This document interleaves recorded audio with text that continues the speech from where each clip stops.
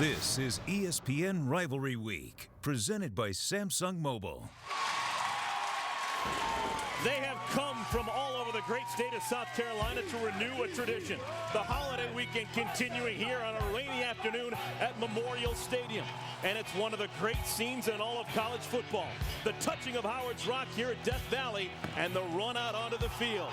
It's Clemson and South Carolina and a battle for the Palmetto State.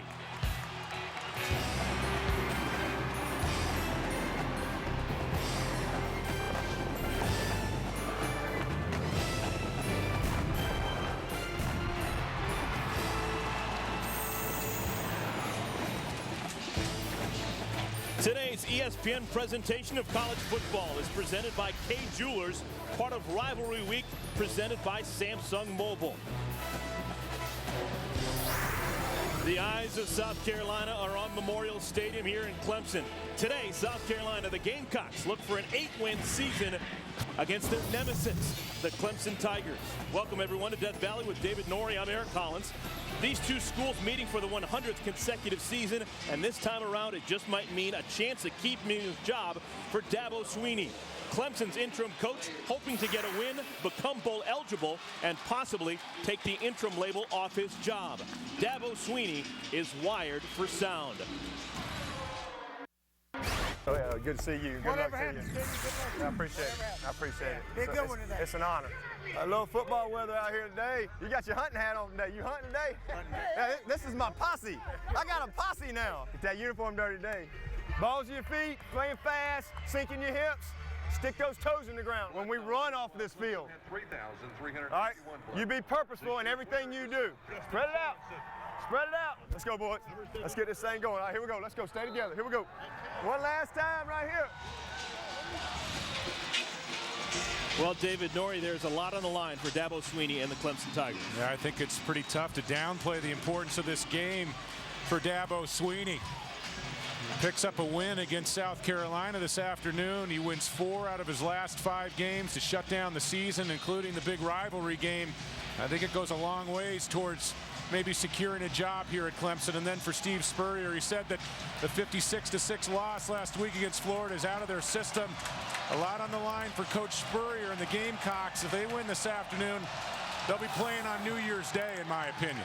South Carolina kicks off into the end zone. A yard deep. C.J. Spiller's going to take it out.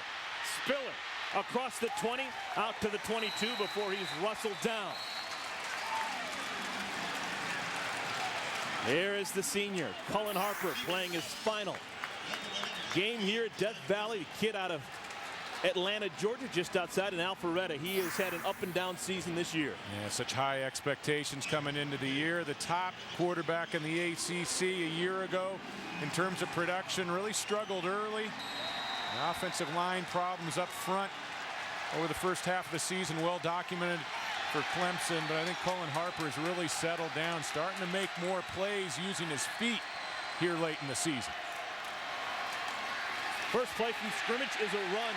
Senior James Davis out to the 28-yard line, a pickup of 5. Take a look at our impact players. We start with the Clemson Tigers, and they had that thunder and lightning approach. You already saw James Davis. The other half is C.J. Spiller.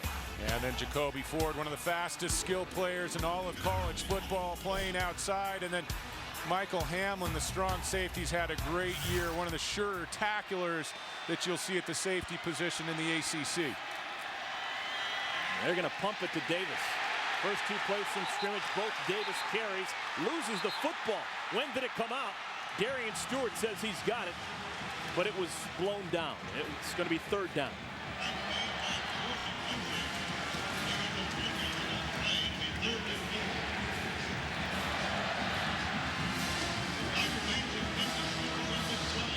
There's a good shot at Dabo Swinney communicating with his quarterback, Cullen Harper. Ever since taking over as the head coach, he has been calling the plays from the sideline, really controlling his own fate.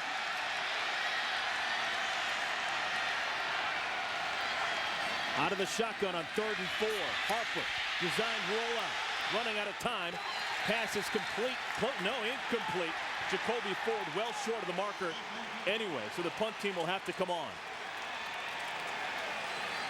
James Davis, the tailback, gets a monster block on this play to keep Cullen Harper clean. Let's go ahead and freeze it right there. I mean, look at that block. This game has been extremely physical over the years. The big fight back in 2004, the brouhaha in the fourth quarter. I think it's safe to say that these teams don't like each other very much, Eric. Kenny McKinley back deep to field this punt. It is a short one. McKinley calls for the fair catch and makes it at the 41-yard line. A punt of just 30 yards. And a flag comes in late. Back in the backfield where it was punted away by Clemson. There's a flag on the play.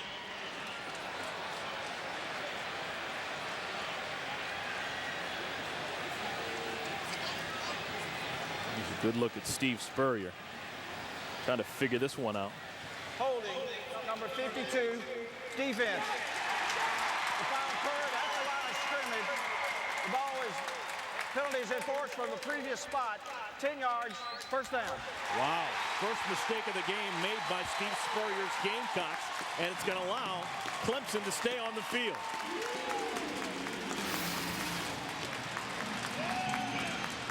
Taking another look, and you talk about big mistakes in the special teams. Hard to pick it up there from that look. When you net it out, Clemson keeps the football and keeps the drive alive. South Carolina looked like they were going to have great field position out near midfield.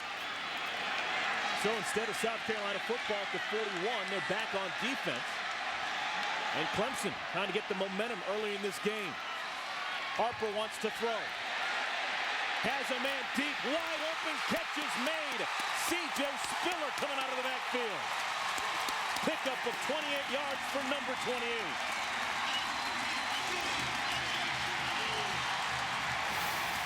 No doubt C.J. Spiller is one of the most exciting players in college football. Not just running the ball, not just in the return game, but he has a tremendous gift for catching the ball out of the backfield. What an adjustment to the ball on the sideline. Ball thrown slightly behind him, went up, made a nice catch, and got a foot in bounds. So now C.J. Spiller in a wildcat formation. He's going to take the direct snap. Spiller fakes the hand, keeps it himself, and he is brought down rudely. Ball comes down late, and there's a scramble for it. South Carolina, they say they've got it. South Carolina football. Chris Culliver forced the fumble, and the Gamecocks have the ball. It looked like Jordan Lindsay, the defensive end, came up with the recovery. C.J. Spiller sitting in the wildcat formation. It's been very popular at the college and the pro level this year. Culliver coming up and getting a helmet on the football. One of the best safeties you'll see in the SEC, and this defense has risen to the occasion throughout the year for Steve Spurrier. So Clemson can't take advantage of the penalty that allowed them to stay on the field offensively. South Carolina, their first offensive play. It's a little screen, they flare it out. This is the tight end Jared Cook, who gets across the 30 to the 32-yard line. There's Chris Smelly, just a sophomore. He has had a roller coaster year as well as his counterpart Cullen Harper. Well, he has, and the experiment is over. Over the last two games against Arkansas and Florida, Smelly alternated snaps with Steven Garcia. Looks like Smelly's going to take over the reins today. He's going to be the guy that Steve Spurrier goes with in the rivalry game. Mike Davis, his first carry, bursts through the middle, gets out to the 38-yard line, a pickup of 7 before DeAndre McDaniel brings him down. Take a look at the impact players for South Carolina. Kenny McKinley, now 194 career grabs. Impressive 4-year career for him. Eric Norwood, 7 sacks over the last 3 games. He's the leading sack artist in the Southeastern Conference. And then Emmanuel Cook, a strong safety that Ellis Johnson, the defensive coordinator, likes to get down in the box and outnumber blockers. 3rd down and 1. Gamecocks keep it on the ground, and Davis picks it up. So the offense will stay on the field. That has been an issue for South Carolina all season long. A lot of people talk about Steve Spurrier and that wide open offense. They think passing game. But when his teams are going good, it's the running game that's taking him places. Well, staying on the field has been an issue for both of these offenses, Clemson and South Carolina. These are defensive squads, and any run game that Steve Spurrier can create this afternoon is going to be a big plus. Clemson, one of the top defenses in college football. 4 receivers in the game for Smelly. In trouble, just has to flip it out. Incomplete pass. DeAndre McDaniel was on the pressure. Let's take a look at our Sonic rivalry recap. This is the 106th meeting between these two schools, located about 2 hours away. For the most part, it has been dominated by Clemson over the years. We go back 2 years, the last time these teams played at Clemson. South Carolina, big comeback, a 31-28 win. And as we mentioned at the top, some bad blood. A lot of emotions during the week. The big fight in the fourth quarter back in 2004. Delayed handoff to Davis. And Davis upended at about the 45-yard line, a pickup of 5. Good clean tackle made by Michael Hamlin. Now, the last time that South Carolina won in this matchup, it was on this field. 2006. This is the second year of Steve Spurrier. South Carolina winning a thriller. 31-28 the final score. Field goal at the end of the game. Wide left, and Steve Spurrier's Gamecocks dodge a bullet.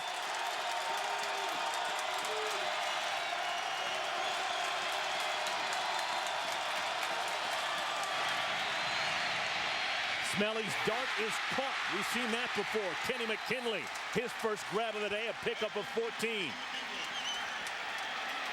When you watch Chris Smelly, you see a lot of Steve Spurrier in his feet, his arm position, and his delivery. I mean, how many times have you seen over the years quarterbacks at Florida, even going back to Duke in the late 80s? The coaching, they all look the same. The ball comes out on time, and McKinley, the record setter, making the catch on the curl route. 2 consecutive third down conversions for the Gamecocks. Smelly under duress, nowhere to go. Flag in the backfield. Smelly just trying to get rid of it, throws it towards the South Carolina defender. It's incomplete. We're going to have to sort this one out. Thrown in the direction of a hold by South Carolina.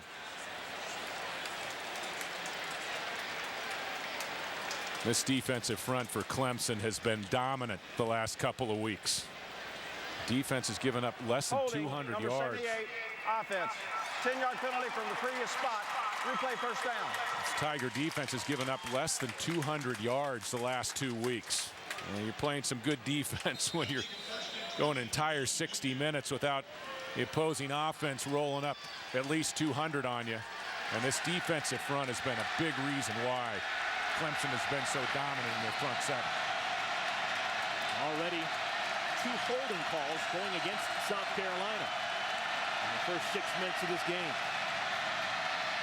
Smelly passes high. Dangerous pass, looking for his tight end, Jared Cook.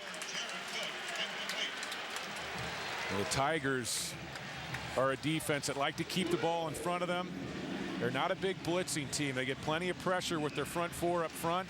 Occasionally they'll dial up blitzes from the linebacker levels and from the secondary, but they like to come up, and this is one of the harder hitting defenses. You get a good look at Vic Koenig, the defensive coordinator. This team has not given up many points since that opening loss against Alabama way back in September. Delayed handoff. Davis barely able to get back to the line of scrimmage. Big ol' number 97, Darrell Scott, part of the mix, blowing up that play. Darrell Scott, he got his defensive tackle mate Rashad Jackson back a few weeks ago, and they are playing very solid inside. Scott, a bit of an immovable force up front, 6'3", 315 pounds. A lot of secrecy on that Gamecock sideline. They've got 2 of the quarterbacks blocking the signals as they're being sent in to Smelly. It's like a soccer game. It looked like a penalty box there on a free kick. Looked like they actually practiced that where they're supposed to be standing. Gamecocks need to get to the 30-yard line.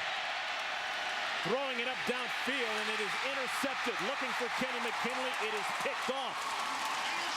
Cavell Connor got deep on the route and makes the grab.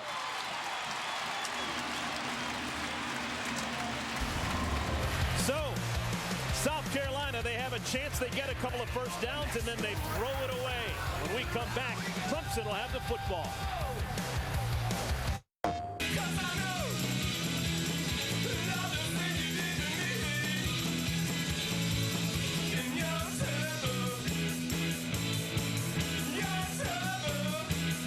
Rated everyone.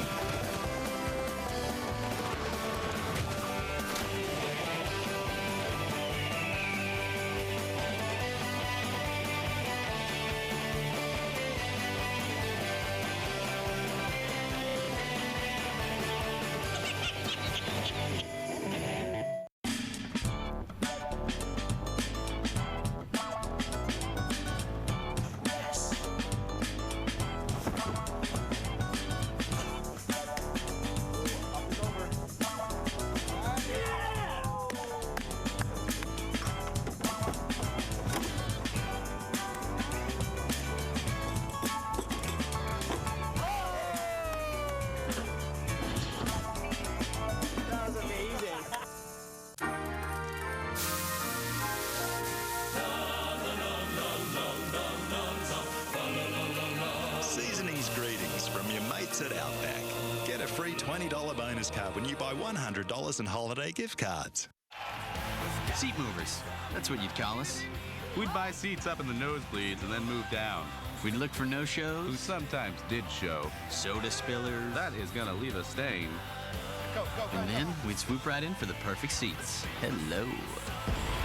And goodbye. Want great seats? Your Citi Card could get them. And now, every time you use a participating Citi Card, you're in it for a chance to go on a 3-city tour with Nickelback. Want the story of a lifetime? Your Citi Card can help you write it. The first time I took 5-Hour Energy, I didn't feel bad afterwards. You know, usually you take energy drink and along the next 3 hours at some point, you just hit the wall. And I never hit that wall. It just was a natural energy that stuck with me for a while, 5 hours or so. One of my friends on the team, a guy I'm with a lot, he uses it and he likes it. You know, he calls me, make sure I have 2 when I come in the morning, because he always needs one. I say, well, go buy your own, but I'm kind of like the 5-hour designated driver. 5-Hour Energy, I use it, I love it. South Carolina picks up a couple of first downs, but then a turnover gives the ball back over to Clemson. Steve Spurrier perplexed as he's talking things over with his offense. Clemson will have the football for the second time, starting at their own 15 after the interception recorded by Chris Chancellor. C.J. Spiller with the carry. Fumbled his last time he touched the football. And this time he's pushed out of bounds. Didn't even get back to the line of scrimmage. David, this game means everything to Dabo Swinney and the Clemson Tigers. They have 6 wins, but they're not yet bowl eligible. 2 of those wins coming against FCS teams. So they need to win today or else their season comes to a close. Yeah, this is a big resume game, and the resumes look pretty solid here in November for Dabo Swinney. Chance to win 4 out of his last 5 games, including the rivalry game. And you know, you either win this game and you go to a bowl game, or you have a team meeting on Monday. Everybody meets with the coach, and then everybody goes home. You don't get together again until spring. Harper out of the gun. Passes high, but caught by Spiller. His second catch out to the 19. Captain Munnerlyn pushes him out of bounds to pick up the 4. This is what it has been like here in Death Valley for Clemson on the year. Such high expectations. Began the year ranked 9th in the country. A lot of teams thinking that they had a real chance to make it happen, but they got out of the gate slowly. Tommy Bowden's club just got embarrassed against Alabama. Tommy Bowden eventually replaced by Dabo Swinney. Dabo Swinney has gone 3-2 since taking over in mid-October, and there still is a chance. There's a chance if the excitement continues for Clemson, they win this game, that Dabo Swinney could keep the job full time. 3rd and 6, pass is complete. Aaron Kelly, his first grab of the day. It's going to be a first down. Pickup of 8. Let's go back to the studio. Wendy Nix is standing by. Eric, thank you. We've got a Taco Bell studio update. With a win, Virginia Tech earns the right to play in the ACC championship game representing the Coastal Division. But first, they got to get past Virginia. Vic Hall, 40 yards for the score. That made it 7-0. Since then, though, the Hokies have tied it up. That game over on ESPN. Also, Georgia up 7 over Georgia Tech. Eric? Wendy, thank you so much. Yeah, a lot of concern there. Virginia Tech and Virginia not just playing for the Commonwealth Cup. There's a lot on the line in that one. James Davis with the run, a pickup of 1.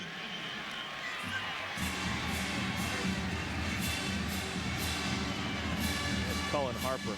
The difference between last year's numbers and this year is stunning. It's a surprise breakout year, 2007 season for Cullen Harper. And his play at quarterback, I think, played into the big expectations. Clemson had the #1 passer, runner, and wide receiver returning in the ACC, and I think that was, big reason why they were ranked in the top 10 nationally to start the year.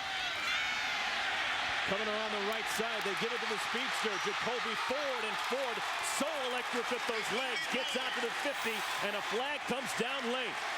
Darian Stewart grabbed him from behind. It's a pickup of 20 and then some. I think this is going to be a horse collar on Stewart. Additional 15 yards tacked on to the run. Jacoby Ford, one of the fastest players in all of college football, and he do some creative things to get the ball in his hands. The defender grabbed the collar of the runner. However, he did not pull him directly to the ground. Therefore, there is no foul for a horse collar tackle. First down. They're going to pick up the flag. You can go inside the collar just as long as you don't use it on the tackle. That wasn't a violent tackle. And I like the call, picking up the flag. That is a new rule at the college level. We've seen it at the NFL level for 3-4 years now. I think it's a nice rule, but you don't need to call it unless the tackle is violent. It's officially a 21-yard gain for Ford. Harper wants to throw off the play fake. Has a man, it's complete. James Davis stays on his feet and gets to the 43. Emmanuel Cook shoves him out of bounds, but not before a pickup of 6. There's no doubt James Davis is going to be a Sunday back. He's going to be an every down type back in the NFL before it's all through. And if you talk to his coaches, you talk to Dabo Swinney, an area where he really needs to work is in the passing game. He needs to improve those hands, and I think he's made some nice strides late season.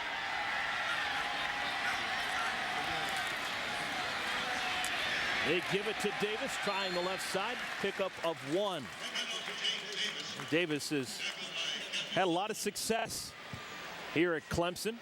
Close to 4,000 yards, second most in school history, 44 touchdowns. Seems like he's been here forever. He carried the ball 720 times, and he averaged over 5 yards a carry. He's a premier back. And James Davis came back for his senior year. He suffered because of the problems that the Tigers have had throughout the year up front on the offensive line. Davis is out, replaced by Spiller in the backfield. Couple of fakes. Harper wants to throw for. Pass is complete to the 40-yard line. Good enough for the first down. Spiller again being used out of the backfield in the passing game.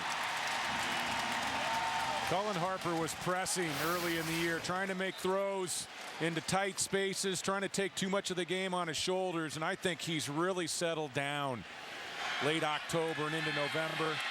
Started making some throws on the move, using his feet. There's no doubt he has the entire toolbox. Harper's completed his last 5 tosses.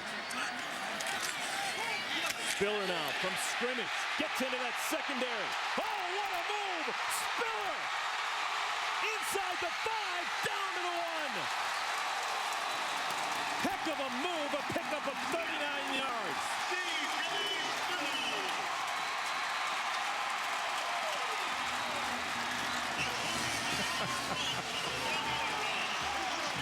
You don't see that type of ability every day.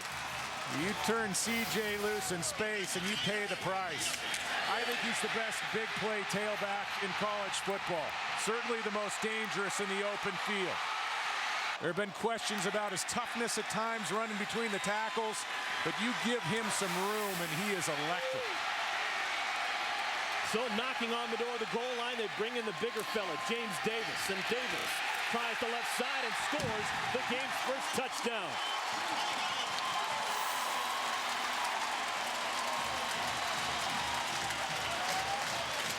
Now that was thunder and lightning at its best. 85-yard drive capped off by a touchdown run by the senior Davis.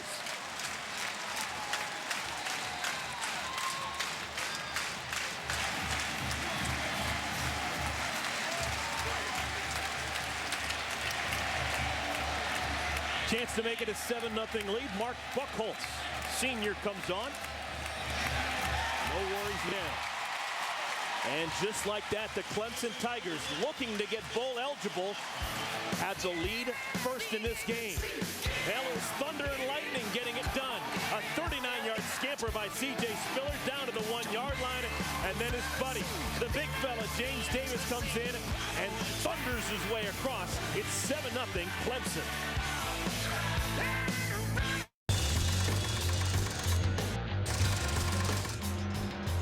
ESPNShop.com has great gifts from every major sport and league. Get free shipping on any order of $19.99 or more. Visit ESPNShop.com for details. Remember this place? Of course. It's where we first met. What about here? Our first date. Our first kiss. I don't remember this place. You will. The Leo Diamond, the first diamond ever certified to be visibly brighter. That's just one more reason Kay is the #1 jewelry store in America. This is where I said yes. Every kiss begins with K. Black hot half cold coffee, please. Excuse me? Can I get black coffee? Black coffee. Thank you. Where to go? 50 legs, please. What? They got a 50 more legs, please. English. Got it. How does that make you feel? What is it, bollocks? What? That's disturbing, Ozzy. Make yourself heard with the full QWERTY keyboard Samsung Propel. Garlic sauteed portobello mushrooms caress the taste buds. There's a little gourmet in all of us. Introducing Wendy's new hot and juicy gourmet mushroom Swiss burger. It's way better than fast food. It's Wendy's. The phone company has an important message for its customers. Don't listen to Vonage. Well, over 2 million people have already joined Vonage. Oh, really? With Vonage, you get award-winning service quality with unlimited local and long-distance calls for just $24.99 a month. Unlimited for just $24.99? Are you having trouble keeping track of what your phone company is charging? With Vonage, your rate starts low and stays low. Sign up now with Vonage and get 1 month free. Call 1-877-4VONAGE or go online today.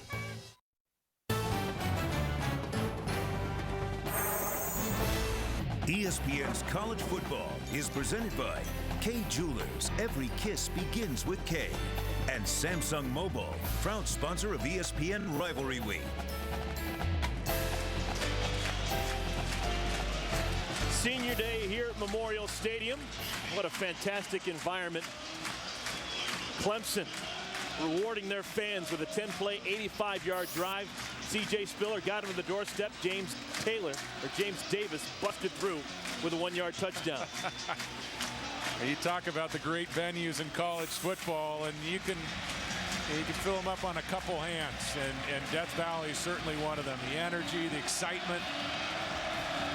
Football is very big in these parts.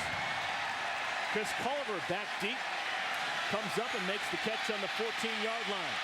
Culliver out to the 30, maybe the 31. Return of 18 yards. Well, this Tiger offensive line is really getting better as the season wears on. We're going to get the blocks down here, and then Cloy, the right guard, is going to come across, pulling, gets a great block. As we said, C.J. Spiller stepping out of tackles. That's when a defensive coordinator has to hold his breath. When 28 steps outside on the perimeter. What a beautiful player to watch carry the football. You see the numbers for Davis and Spiller down from what they've been over the last couple of years. A lot of people getting anxious, wondering what gives. But David, you think it's all basically been what's in front of them that's been holding them back for the most part of the year? I think it has. So many different lineups playing up front for Clemson, an offensive line, the injury problems. They only returned one starter, Thomas Austin. They had to have Bobby Hutchinson come out of retirement to come play center. He didn't play until the Boston College game, and finally, the group up front is starting to get some consistency, the same lineup in the game for the last 3 or 4 games now. Smelly wants to throw on 2nd and 9, setting up a middle screen to Davis, and the pass falls to the ground as it looked like Davis just slipped and fell. Yeah, there's been a steady rain for a couple hours before kick. Davis circling out of the backfield, looked like he had a little room. And you could pretty much tell what's going on in a football game by just taking a look at the face of Steve Spurrier. I'd love to play poker against him. Smelly now 0 for his last 3, including that interception that ended the last drive.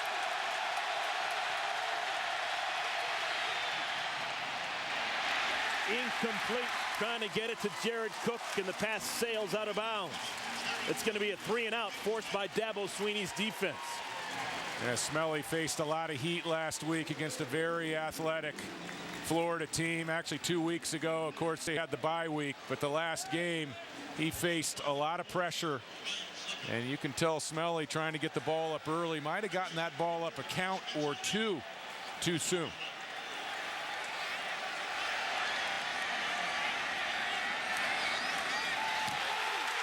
Ball is blocked. It's blocked. It's going to be Clemson football at the 30.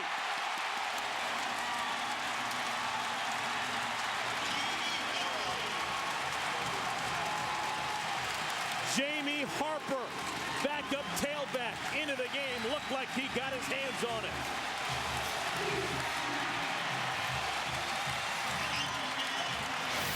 Yeah, Harper came clean, straight up the gut. And he fanned on it a bit. Looked like the ball caught him in the abdomen. That could have been a real disaster for South Carolina. And Harper, we talk a lot about James Davis and C.J. Spiller. Jamie Harper is a star of the future, the number 3 tailback. They just keep lining him up at Clemson. David, you can tell right now that this game means more to Clemson than it does South Carolina.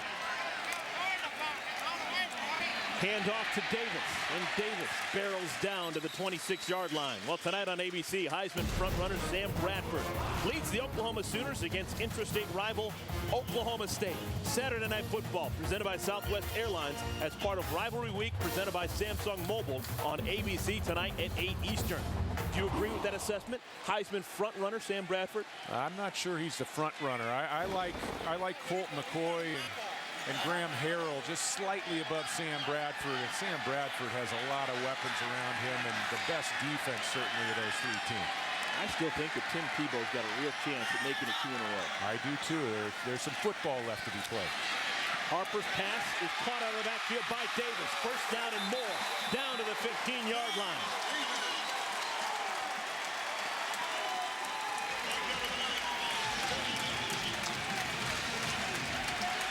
You talk about finishing off a run after the catch. Take a look at what James Davis does to Stoney Woodson, number 36.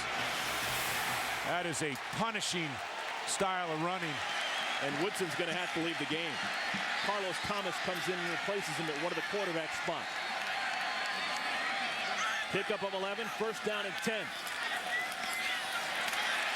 Here comes Lightning. Spiller. Inside the 10, down to the 7.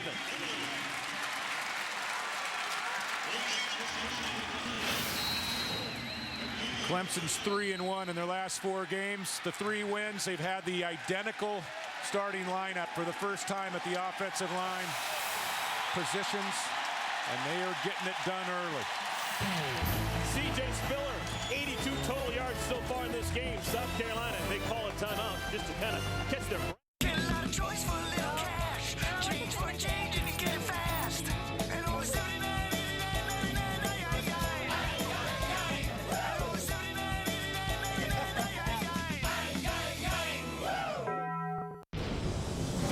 Grinding 2 universes together will eventually rip them both apart.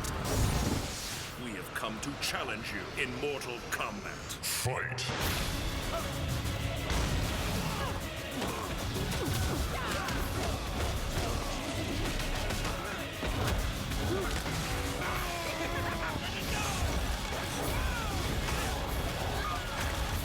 Kombat versus DC Universe. Rated T for teen. TIC.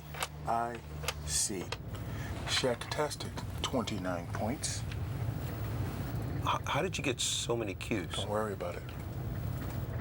ESPN, your NBA destination for games Wednesdays and Fridays. Netflix interviews, take one. Oh, Netflix is the best. That little red envelope, you know, when it arrives in the mail. It's kind of like getting a little gift. With Netflix, you can never be without a movie. Just go online and choose from over 100,000 DVD titles. And I love the choice. Selection's absolutely fantastic. I think they have pretty much everything you could want under the sun. With Netflix, there's no late fees. No due dates. You can keep the movie as long as you want. I kept a movie for 4 months. We got our movies really quickly. Next day for me. Plans start at just $4.99 a month. And now, as an added bonus to your DVDs, watch some movies and TV shows instantly on your PC for no additional fee. You get DVDs in the mail, but you also can watch movies online instantly. At no additional cost. Just click and start watching in as little as 30 seconds. The thing I like is it's easy. You just click on instant viewing and it's there. Start your free Netflix trial today. I'm definitely a Netflix fan. Netflix. Get DVDs in the mail fast, plus some instantly on your PC. Go to trynetflix.com to start your free trial. Thunder and lightning have been as advertised so far today here in Clemson. C.J. Spiller, 82 total yards for the Tigers.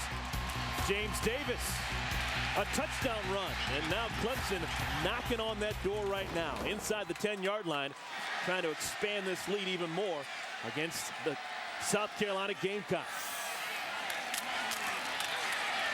This is Davis, and Davis to the first down line. There's no doubt the most effective running back duos complement each other well. And James Davis, we saw what he could do a couple plays back, the way he finished off that catch after the pass completion against Stoney Woodson, the cornerback. Very physical runner, low center of gravity, has a nice pad level, and then you turn C.J. Spiller loose in the game, both running the ball and catching the ball out of the backfield.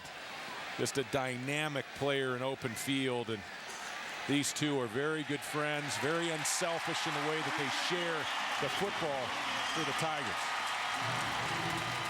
David, we talked about a moment ago.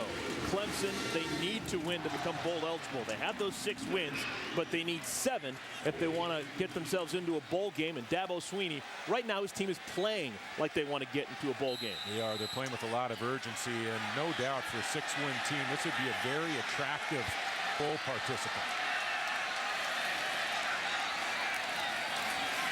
Play fake.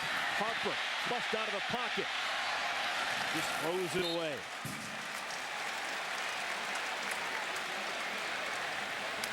That's the first incompletion for Harper in a while. Had it his last 6 straight.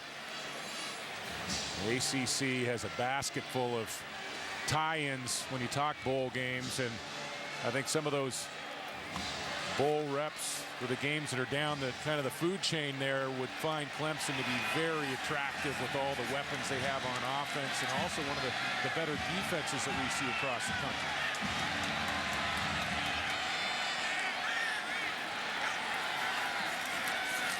Davis corralled in the backfield. Eric Norwood just blew that play up. Norwood leading the SEC in tackles for losses, showing you just why. Ellis Johnson, first-year defensive coordinator, says that Norwood's the most versatile defensive player he's ever coached. One of the first moves that Ellis Johnson made when he was named defensive coordinator by Steve Spurrier was to move Norwood from defensive end back to that outside linebacker position. #1 sack man in all of the Southeastern Conference. True playmaker at the linebacker position. 3rd down and goal. Empty backfield. Harper's pass sails high, looking for Jacoby Ford back of the end zone. Good coverage played by Darian Stewart, and looks like the field goal unit will have to come on. Darian Stewart plays the spur position, basically an extra defensive back. This is a 4-2-5 defensive alignment, 5 defensive backs, and a great job by Stewart getting depth in the backfield and closing off the angles for Cullen Harper, the quarterback. Mark Buckholtz hit the game winner last year. The game played down in Columbia. to make a winner out of the Clemson Tigers. This time, no problem with the 22-yarder. Dabo Swinney, his team needs it. They're playing like they need it. They have an early 10-0 lead as we have 40 seconds remaining in the first quarter. Clemson Tigers, they want to make sure that it's not just another 3 quarters they have. They want another full game.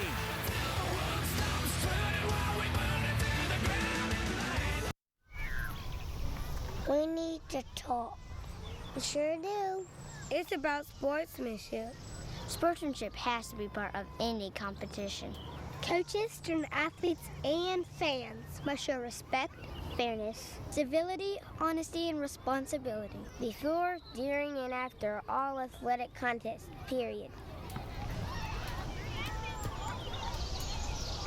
I'm glad we had this talk.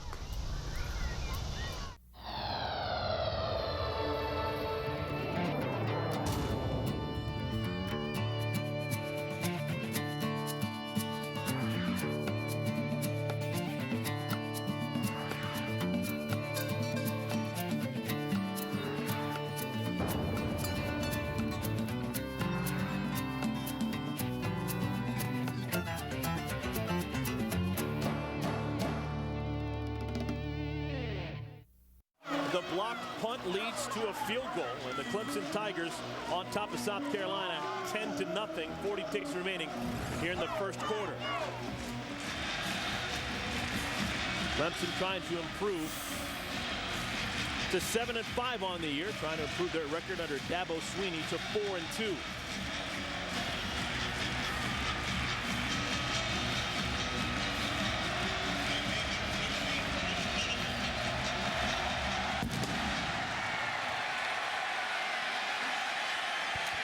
Culliver will return this one. He starts at his own 4.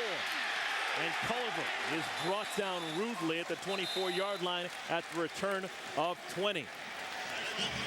Now Dabo Swinney, we talked to him earlier this week, and he's an easy guy to like. You can see why the players like playing for him right now. He's playing for his coaching life here at Clemson today. Well, and you're also playing for a big bucket of bowl practices. The team gets better. You know, it'd be tough to name a new coach and not keep the continuity of Dabo Swinney as the head guy. And so that really plays to his advantage, I think, along with the victory this afternoon. I think it really bodes well for Dabo Swinney and his prospects. Chris Smelly out of the shotgun on first down. And Smelly's just going to run and pick up a couple of yards, but it looks like they may get a whole bunch more. He was hit late. Looked like he was out of bounds when he was whacked. Yeah, only a pickup of 2, but it may be much more. That was not a smart play by Stanley Hunter. Middle linebacker who's getting some time behind Brandon May. May nursing an ankle. I mean, you don't need to make that play on the sideline. There's no need to even make contact on that play. 17, defense, late hit out of bounds. 15-yard penalty from the end of the run. First down. And what you do is you give Steve Spurrier some room to operate. And you open up the playbook for Coach Spurrier. David, finishing off that thought with Dabo Swinney. He was the wide receiver coach at the beginning of the year. Now he's the interim coach. He's calling the plays. Does he have enough pedigree in your eyes to be a head man in the ACC? Or are there coaches out there that Clemson could go after with, you know, better pedigrees or bigger resumes? Yes. But you also have to look at what he's done and also his history in these parts and his history with Clemson football. Davis pushed out of bounds after a pickup of 5. Well, he's got a pretty nice history when you talk about Alabama. He's a walk-on originally for Bill Curry and then for Gene Stallings. Survived a monster training camp to be one of the 2 walk-ons out of about 40 players to survive that camp. Of course, became an assistant at Alabama. Followed Tommy Bowden to Clemson. That's going to do it for our first quarter of play. The clock shows triple zeros.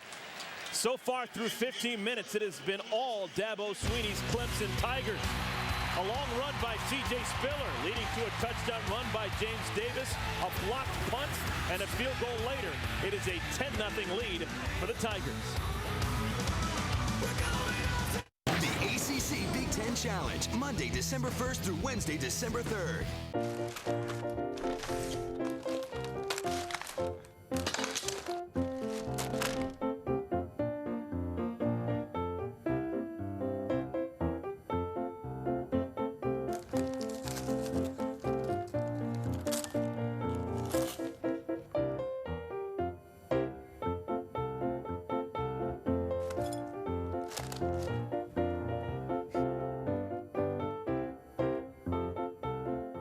College is the best time of your life? Yeah, right. I have my final exam in biology tomorrow, and I still have no clue. Biology? No problem. Come here and I'll teach you that. Oh, no, stop. The test tomorrow is all about the theory of biochemistry, not about its practice. I can't cover both in one night.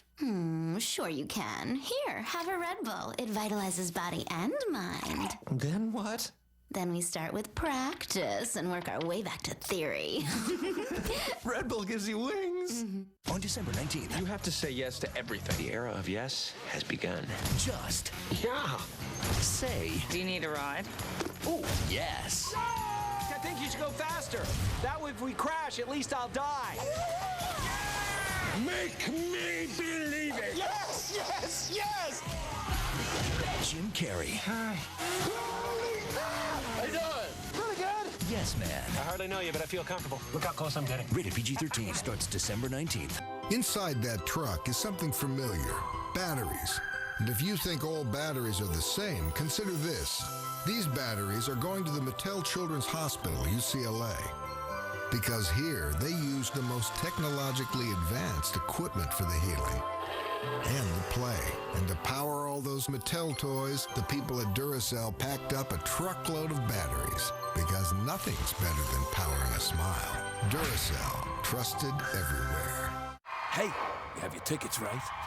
To what, you ask? Well, the Dr. Pepper ACC Football Championship. A 48-hour celebration of ACC football played this year in beautiful Tampa Bay, Florida. You know, palm trees, sandy beaches, and this year, a lot of ACC football action. So get your tickets now for the December 6th Dr. Pepper ACC Football Championship. Because if you wait too long, it may be too late.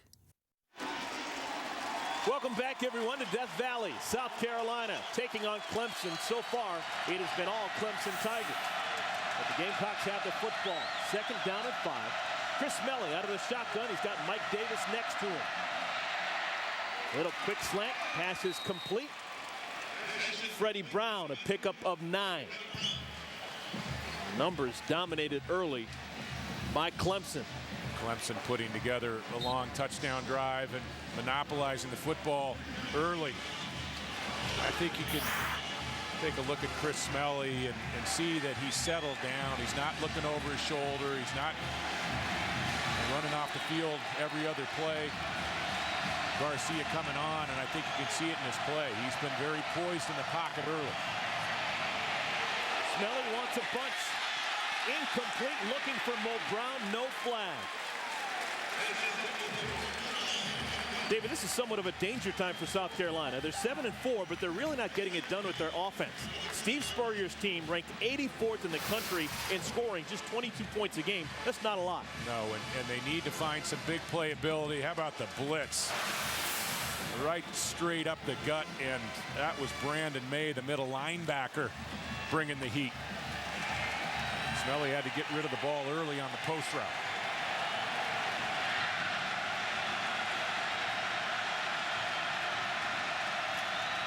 Hand off to Davis. It's going to bring up a 3rd down and 6. Let's go back to the studio and Wendy Nix. Eric, while Georgia Tech waits to see if they get to play for an ACC title, they also face rival Georgia. Georgia QB Matthew Stafford picked off by Morgan Burnett. His 7th pick ties for the Nations League. He returns it 35 yards for the score. Yellow Jackets missed the extra point, though, so score 7-6. Now, they will represent the ACC Coastal if Virginia beats Virginia Tech. That game knotted up at 7-all. Thank you, Wendy. There's 3 games today between ACC teams and SEC teams. 3rd and 6. Smelly's pass is knocked away. Dangerous pass, trying to get it to Mike Davis. Looked like a couple of different Clemson Tigers had a chance at it. Chris Clemens Upset that he didn't get the pick. That's what this Clemson defense does to you. They keep the ball in front, and they're very good with their recognition, jumping routes. It's number 22, Clemens. The safety made Hamlin.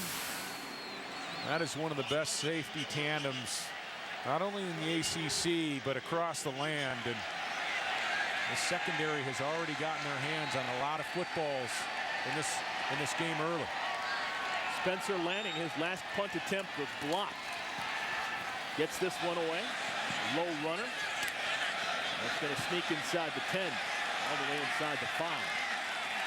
Now, much improved for Spencer Lanning and the punt team for South Carolina. 37 yards. Cullen Harper and Clemson, they'll be backed up against it when we come back. TIC. Shaq-tastic, 29 points. How did you get so many Qs? Don't worry about it. ESPN, your NBA destination for games Wednesdays and Fridays. Okay, I'm gonna go get the Christmas tree and the lights. It's time to get your home ready for the holidays. Okay, I'm gonna go get the gifts. It's time to get great gifts at special low prices. It's time to do it all at one store. This weekend only, get fabulous gifts from the Home Depot for under $10. LED flashlight sets, innovative tools, drill bit sets, and more, all under $10. It's happening right now, only at the Home Depot. What are you, Nugnuts? McDonald's tender, juicy, made with white meat chicken McNuggets. Dip them, stack them, pop them, love them. You Nugnut, you. From the first Aquos LCD to the world's largest, Sharp has shaped the future of LCD technology, the Aquos Limited Edition series. With a design so thin, a contrast ratio of over 1,000,000:1, and a picture so realistic, it will change the way you watch TV. The Aquos Limited Edition series, part of Sharp's line of 120 Hz LCD TVs. Change your TV, change your life. Sharp. If you plan on building, furnishing, or remodeling your home, or you're just tired of paying retail, don't spend another dollar. Now, you can enjoy an incredible selection of top quality name brand products priced up to 50% less than retail. Take the first step towards saving hundreds or even thousands of dollars on nearly anything for your home. Call for your free Direct Buy Insider's Guide to Buying Direct and learn what retailers don't want you to know. Each full color page of the Insider's Guide is packed with powerful information. Discover some of the hundreds of thousands of products available from over 700 name brand manufacturers. Everything, including furniture, cabinets, appliances, flooring, lighting fixtures, and so much more, all without retail markups. At Direct Buy, you can't afford to miss this valuable opportunity. Call the number on your screen now to get your own Direct Buy Insider's Guide. You'll also receive a visitor's pass and map to the Direct Buy showroom nearest you. The sooner you call, the sooner you'll be buying direct. So call now. The lights are on here at Death Valley Memorial Stadium. Temperatures in the 50s for this noon kickoff. A little bit of a mist coming down. So far, it hasn't affected the Clemson Tigers one bit, racing out to a 10-0 lead. But right now, their worst starting field position of the day. Ball on the 3-yard line. James Davis about 4 yards deep in the end zone. He'll get the handoff. And Davis gets some operating room all the way out to the 10-yard line. Let's take a look at our ACC update brought to you by Dr. Pepper. This is what it's come down to. Boston College taking on Maryland. If they win that game, they win the Atlantic Division. Should they lose, it'll be Florida State as champions of the Atlantic. In the Coastal Division, Virginia Tech, they needed to beat Virginia. Should they not, then Georgia Tech would be champions of the Coastal Division. And so BC and Virginia Tech both controlling their own destiny, and not gimmies in either one of those two games by a long stretch. Harper squirts out of the first tackle but can't get to the line of scrimmage. Byron McKnight, among others, jumping on him. It'll be a loss of 1, bringing up 3rd down. The South Carolina defense has really been the story for the Gamecocks all year long. And going into that 56-6 loss last week, a game where Tim Tebow and his mates really had their way with the defense of South Carolina. The Gamecocks were ranked number 2 nationally headed into that football game. And look at the improvement under Ellis Johnson. Pretty dramatic.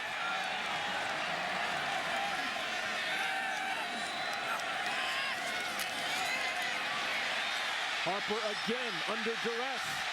Going to be brought down. Back-to-back sacks. The defense for the Gamecocks step up. Cliff Matthews and Clifton Gaithers combined for the sack. Well, the secondary really had Clemson locked down. Nice job reading routes. Watching the eyes of Cullen Harper. And then Cliff Matthews has had a great season. You talk about a high-effort player. It looked like Gathers getting there first, but Matthews having such a great season. Side-to-side defensive end. Never quits on a play. Jimmy Mainers to punt it away. And it is a good boot. It's going to drive McKinley all the way back to the 40-yard line. Has to just get away from it as the ball goes out of bounds. A 54-yard punt, no return. Timeout in the field. When we come back, it'll be South Carolina football. Hope I don't miss work this Christmas. Yeah, how will you pay for things like food, electricity? Dental bills. Gadzooks! You need a backup plan. That's why we have Aflac. So I'll have cash to help pay bills. Right, but what if you're still not better by Christmas? Aflac, ask about it at work. Rudolph's better. But now Blitzen's sick. Rated E for everyone.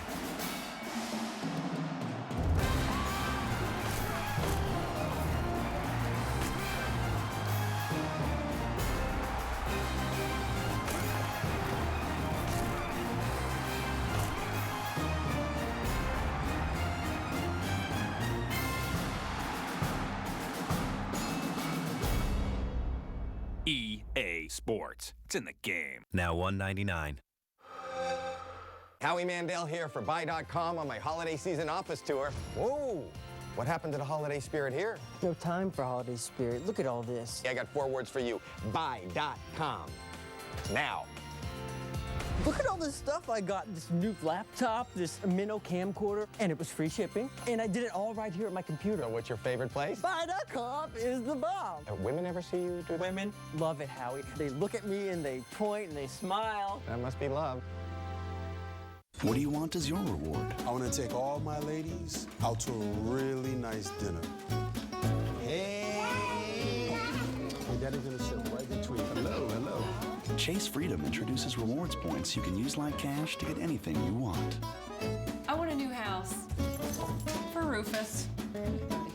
Oh, Rufus, what kind of house would suit you? With the Chase Freedom credit card, use your points to get any item, any place. Freedom matters. Chase what matters.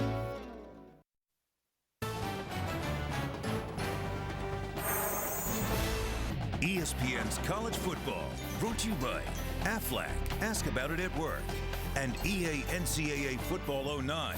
Who's number one? Text FAN to 4ESPN. Standard rates apply. Senior Day here at Memorial Stadium, and the seniors for Clemson, they have been to a bowl game each of their 3 years as players, and Dabo Swinney trying to make it 4 consecutive years, but they need to win today. A win today, and they will be bowling. But a loss, and the season comes to a close.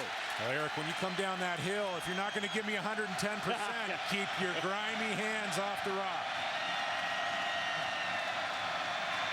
First down pass is complete. Kenny McKinley with the grab. South Carolina, they have only had 3 first downs so far today, one of them coming by a penalty.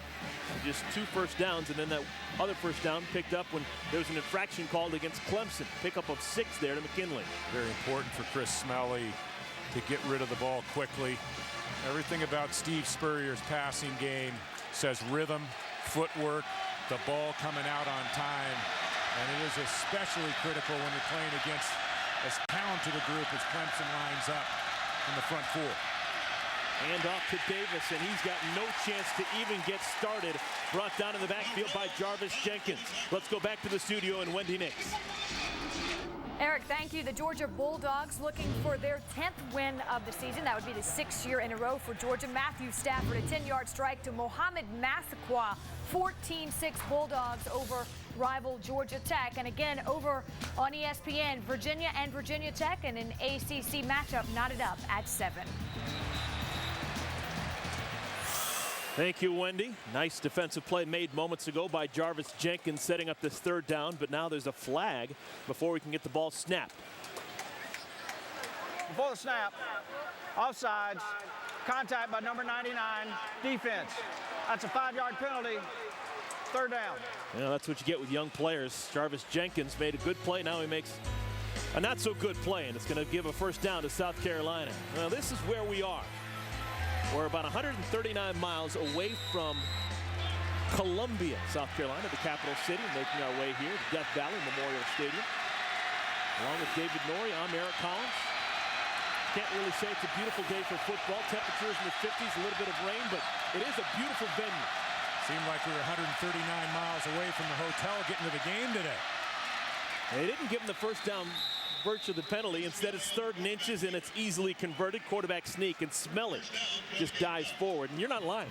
Getting from the hotel to this stadium, not an easy thing. If you've never been down here to a football game with Clemson, budget your time a little bit better than we did. Next time I'm going to lease a Bell Ranger and chopper in. David, you were a quarterback in your college days.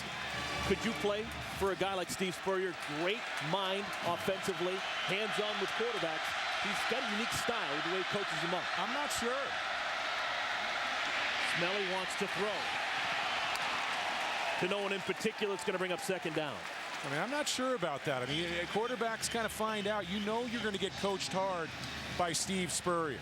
And when you watch the tape from a couple weeks ago, the last ball game that South Carolina played against Florida, you saw Steve Spurrier really working Chris Smelly on the sidelines.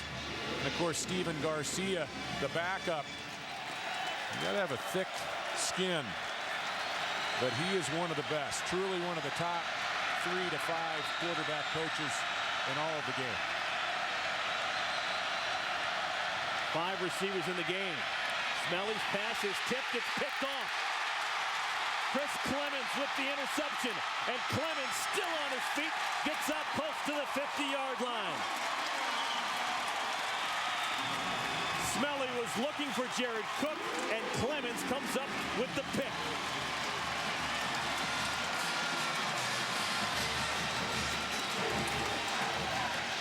It was only a matter of time.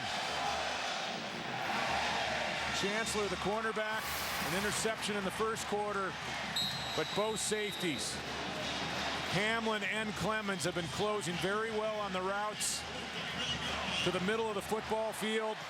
Not a very good throw, and a great job by Clemons reacting and making the play off the deflection. We played 21 minutes, so already 2 interceptions and a punt block. And Clemson's been very good in the special teams. A 54-yard punt by Mainers. The block of the punt. Buck Holtz has a field goal early. And the secondary defensively for Clemson is doing such a great job of keeping all the receivers in front, not letting anybody get over the top, and then reacting. Oh, it's a jailbreak. Harper just trying to get it away, and he does. Jacoby Ford, wide open, makes a man miss. Touchdown, Clemson! 50 yards. Harper making something out of nothing.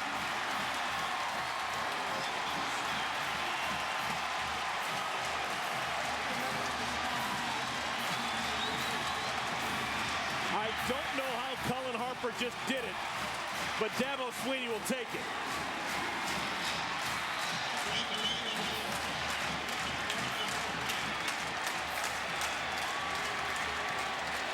What a play by the senior Harper to find Jacoby Ford wide open.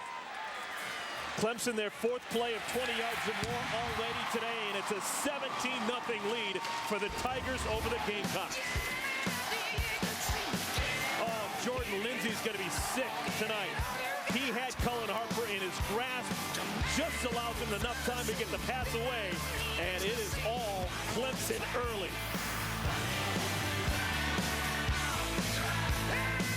Get a lot of choice for a little cash. Change for a change and you get it fast. And only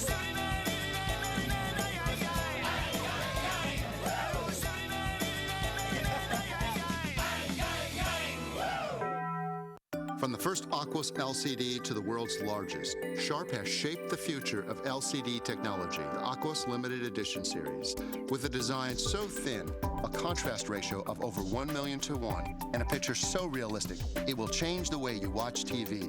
The Aquos Limited Edition series, part of Sharp's line of 120 Hz LCD TVs. Change your TV, change your life. Sharp. The hotter the hot. The colder the cold. The greater the demand. The more you need Duralast. Batteries built to exceed the need. Batteries built to meet or exceed original equipment standards for cold cranking amps. Batteries built with the power to hold up to heavy electrical demands. Batteries so good they come with a coast-to-coast warranty. Only at AutoZone. Black hot half cold coffee, please. Excuse me? Can I get a black coffee? Black coffee. I think we're going. Ready to go. 50 more legs, please. What? They got a 50 more legs, please. English. Got it. How does that make you feel? What is it, bollocks? What? That's disturbing, Ozzy. Make yourself heard with the full QWERTY keyboard Samsung Propel.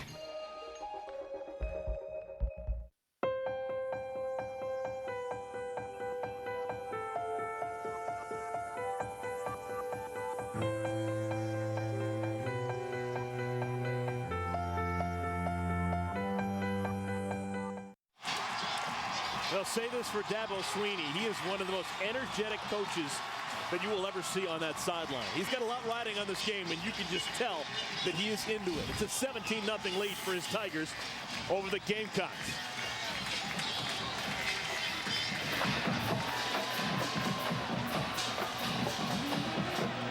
South Carolina's going to have to figure something out in a hurry.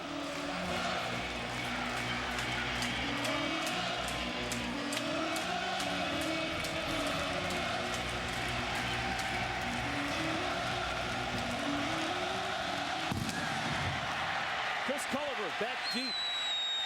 Fields at his own goal line. And Culliver only able to get to the 15.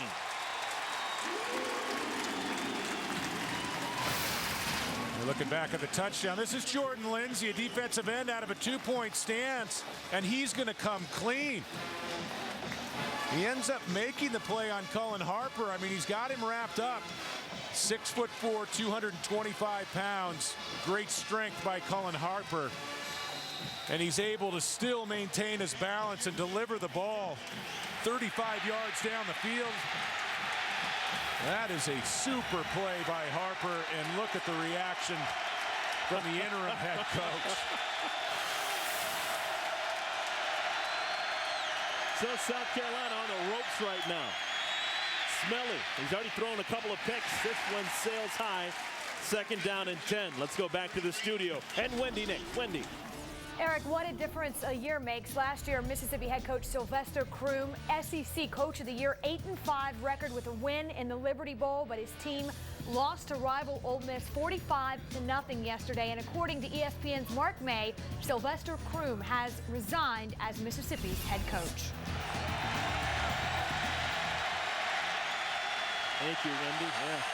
Sly Croom thought he had it turned around last year, that win in the Liberty Bowl, but this year maybe a step backwards for Mississippi State. Good man. Pass is complete. Jason Barnes with the grab. Good enough for a first down to pick up a 13. And David, so far this comparison is, wow, one-sided. Cullen Harper. Smelly been picked off twice. He's not getting a lot of help from his run game. That's been the story for most of the year. And for South Carolina in winning games and playing as well as they have at times this season, it's all been about playing to the defense, not turning the ball over and letting the defense win games for the Gamecocks. Right back to the line of scrimmage. Brian Maddox has dropped. Coming up later today at 3:30 Eastern on ABC, it's the 4th-ranked Florida Gators taking on Florida State. Now some will see Maryland taking on the Boston College Eagles. College football presented by Best Buy as part of Rivalry Week presented by Samsung Mobile. Later on ABC at 3:30 Eastern. Really tough to get over the top of this Tigers defense. Steve Spurrier knows it. You have to put together long drives, and Clemson, with the talent of their defensive front and the way they react in the secondary, tough to pick up first down. Smelly's pass is caught. Heck of a grab by Kenny McKinley. He is absolutely drilled. I'm stunned that he came down with that catch. A 21-yard gain. This is one of the bigger hits I've seen all year long from a defensive back. And you talk about the courage of a great wide receiver. I mean, watch McKinley at the play he makes. It's going to be Hamlin. No, actually, it's Clemens. And he holds on to the football. There are times as a receiver you're asked to make a play when you know you're going to get cleaned up. Helmet snaps back, hits the turf. That is a big-time play by McKinley. Longest play of the day for the Gamecocks, a pickup of 22. Maddox, his second carry, a pickup of 2. Tackle made by Courtney Brown. Well, Eric, you watch tape on Clemson throughout the football season, and one thing that really jumps out at you is the way that the outside linebackers and the secondary players, and I'm not just talking about the safeties, I'm talking about guys like Preston Butler, the cornerback, they will come up and they will stripe you. Mike Davis back in the game. He's the deep back, 7 yards behind the quarterback Smelly.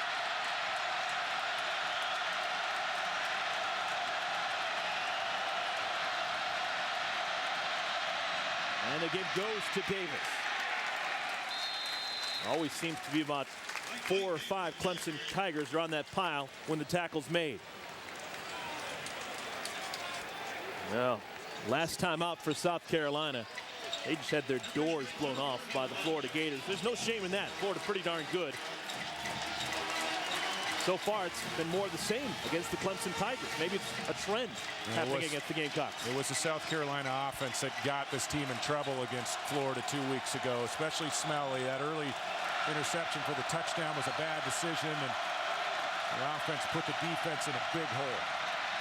Smelly in 3rd and 5, his 3rd pickoff of the game. Michael Hamlin with the return all the way down to the 42-yard line.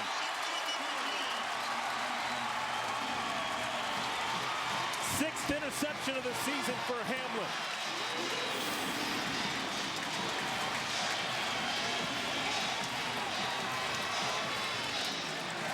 The Clemson defensive backfield has been sitting in zone. They've been reading the quarterback's eyes and getting tremendous breaks on the football. Again, trying to find Jared Cook and Smelly. That was not a very good throwing decision. Steve Spurrier knows it. Smelly knows it. And I think his tight end, Jared Cook, is letting him know about it as well. Tigers trying to capitalize. C.J. Spiller, a pickup of 9 on 1st down. David, what is Steve Spurrier thinking about right now? Well, he's thinking his quarterback has to get off covered receivers. If you're going to play quarterback at this level, you talk about going through progressions. There's a first choice, there's a second choice, and oftentimes you move to a 3rd or 4th choice, but you have to get off covered receivers early in the progression. Smelly not doing a very good job, obviously, in the first half, throwing the ball to the orange shirts. Spiller again with the football, and Spiller into the secondary. Down to the 20-yard line. Eric Norwood brings him down, but not after a pickup of 12. Spiller is so gifted with his jump cuts and his side steps. He has a neat little move where he'll set up a tackler, then slip to the side right here. And look at that. That is just God-given talent. He is a pretty tailback to watch. 104 yards of offense already today for Spiller. More by himself than the Gamecocks. And Davis will try the left side. And Davis inside the 10.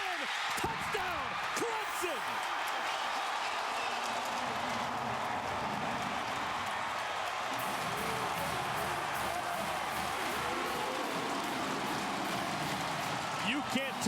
not the best 1-2 punch in the country. Spiller and Davis are fantastic.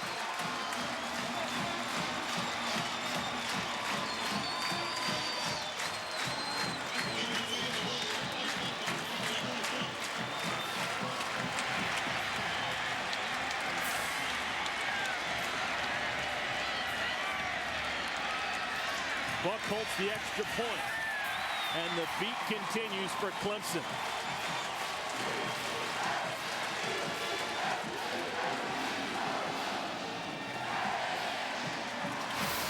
And both of these tailbacks get in rhythm. This offense is almost unstoppable. Let's watch Tyler Grisham. Tyler Grisham, we didn't see it from that angle, working downfield. Number 13. What a play, gets 2 blocks. Wide receiver working well down inside the 10-yard line, sealing off a lane along the sideline for Davis to step into the end zone. This Clemson Tigers team came ready to play today. And David, say something about the Clemson Tigers. They are opportunistic. 3 interceptions have all resulted in touchdowns. 21 points up for turnovers already in today's game. Coaches talk about all 3 phases of the game, and this has been a thorough display by the Tigers in all 3 facets. Playing a lights-out game so far in the special teams, offensively, defensively. They're playing right on cue, Eric. Are you surprised by what we're seeing? I am. And, South Carolina coming off the bye week. Florida really the only game that South Carolina hasn't been in this season. They played LSU to a 7-point game. Georgia, they lost 14-7.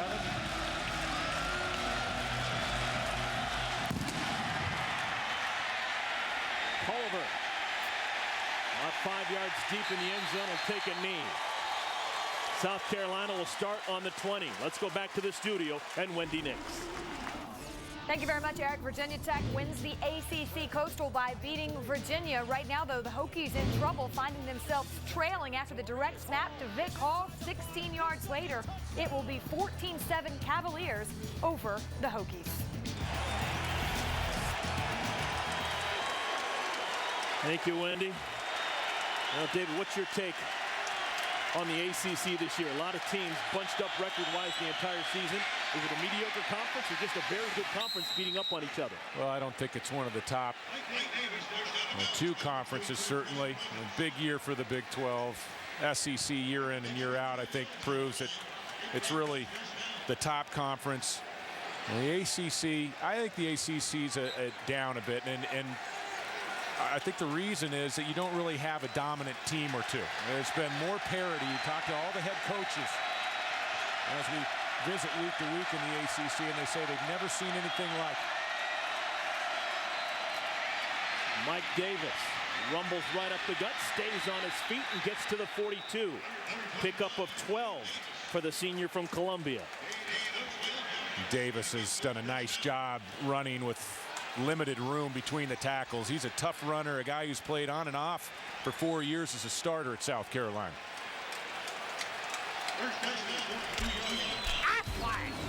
All right, time now for today's Aflac trivia question. Today is the 99th continuous game between these 2 schools. What matchup is the longest uninterrupted series in NCAA history? Wallace tipped. That was almost interception number 4. Smelly looking for Joe Hills. They played this rivalry for 100 consecutive years. What's the longest uninterrupted rivalry? That's a tough one right there. That is a tough one. I've got a couple ideas in my head. In case you're wondering, Clemson has won the vast majority of the games between these 2 schools, 64, 37, and 4 over the years. Over the Gamecocks, good strong run. Brian Maddox crosses midfield all the way to the 44, a pickup of 13 yards for the sophomore. We talked about some of the problems that Clemson has had this season along the offensive line. South Carolina has not been good enough up front to really garner a consistent run game, but they have created some room for Mike Davis. And Davis really playing with a lot of intensity, and hitting it quickly from that tailback position. Empty backfield. Smelly wants to throw. Safe outlet pass is complete. Maddox with the grab. A pickup of a couple on first down. That's a nice play by Maddox to secure the football, a wet football, knowing he's going to take a big hit from an outside linebacker. Take a couple seconds there to get the equipment straightened out on the sideline. I always appreciate a little help with the jersey when it comes off over the shoulder pad. And off to Davis, and he's met at the line of scrimmage and dropped. Pickup of maybe one. Good look there at Daquan Bowers. Depending on who you talk to, maybe the #1 high school prospect coming out last spring. Started early for Clemson. Hasn't always been as disciplined play-to-play as a young defensive end should, but he is an absolute star in the making. South Carolina calls timeout. They want to make sure they have a good play call on 3rd down and 7. They need some points on the board before they go to the locker room at the half. Yeah, this is an important drive for South Carolina. If they're going to stay in this game, they need to capitalize, and I think you need 7. You don't need 3. Now that may be asking a lot. South Carolina, they haven't penetrated the 40-yard line of Clemson so far. Clemson Tigers have just been electric offensively and defensively. 4 plays of 20 yards or more, including this 50-yard touchdown to Jacoby Ford. James Davis, 2 touchdowns to his credit. And Dabo Swinney's defense, they have already picked off 3 passes and blocked a punt. A little bit of everything. When you talk to opposing defensive coordinators today, it's Ellis Johnson. When you talk to defensive coordinators about Clemson, they say they have 3 or 4 playmakers that are just big play specialists, and you've got to keep them out of the game. Clemson has gotten all their playmakers involved early. Big play for the Gamecocks.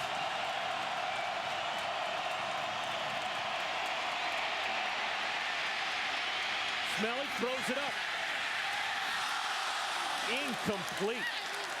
Ball was underthrown looking for Mo Brown. I think he had him if he threw it further. Yeah, and that could have easily been a pass interference call. Brown was trying to look back to the football. Ball was slightly underthrown. It looked like Chancellor ran right through him. Chancellor does not get his eyes back to the football. The right hand on Brown. Even though the ball was deflected, the contact came before the deflection. I thought that was a break for Clemson. David, they're going to go for it on 4th and 7. They don't pick up a lot by punting here. I think it's a good call. Down 24-zip. Play clock down to 3. Have to get a timeout. Wow. Smelly lost track of the play clock. 3rd and final timeout of the half. Well, they do call timeout. They have no more remaining. It'll give Steve Spurrier a little bit more time to think about a play call or decide to punt. Not many coaches would go for it, but Steve Spurrier is one coach where he may say, hey, 4th and 12, 4th and 7. I'm down more than 3 touchdowns going into halftime. I'm going to still roll the dice. Oh, we've got a little bit of time right now to take a look at the answer to today's Aflac Trivia question. We told you that this is the 99th continuous game between these two schools. The question was, which matchup is the longest uninterrupted matchup? What do you think, David? I'm going to say Harvard-Yale. We're going to stay in the central of the country. It's Kansas and Nebraska. Yeah, well, I was close. Not very close at all. Same country. Heck of a win yesterday for Nebraska. Heck of a win yesterday for Nebraska. I mean, I wasn't even in the right division of football. I wasn't even. I stepped outside the FBS. Had to dig down deep for that answer. All right, the decision's been made. They're going to go for it on 4th down and 7.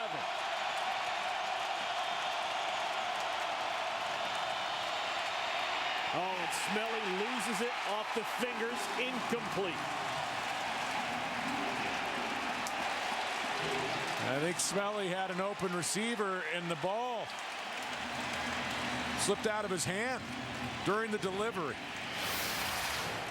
When things go bad, Oh, you know what? Smelly tried to double pump on this play. He saw defenders breaking on the receiver. The receiver was not coming open, and Smelly tried to save the throw, but couldn't. Wet football. I know it's after the fact, but do you agree with going for it on 4th down and 7 in the first half? I agree going for it on 4th and 7, just because, 24 zip in that section of the field, you don't pick up much field position when you punt the ball away. Cullen Harper in pressure, drops the football. This is loose. This is anyone's football. Jasper Brinkley got in unabated. Looked like he was the one who knocked the football away. Smelly had a chance to cover. South Carolina has the football. Harper had a chance to cover the football there, and the ball squirted away from him.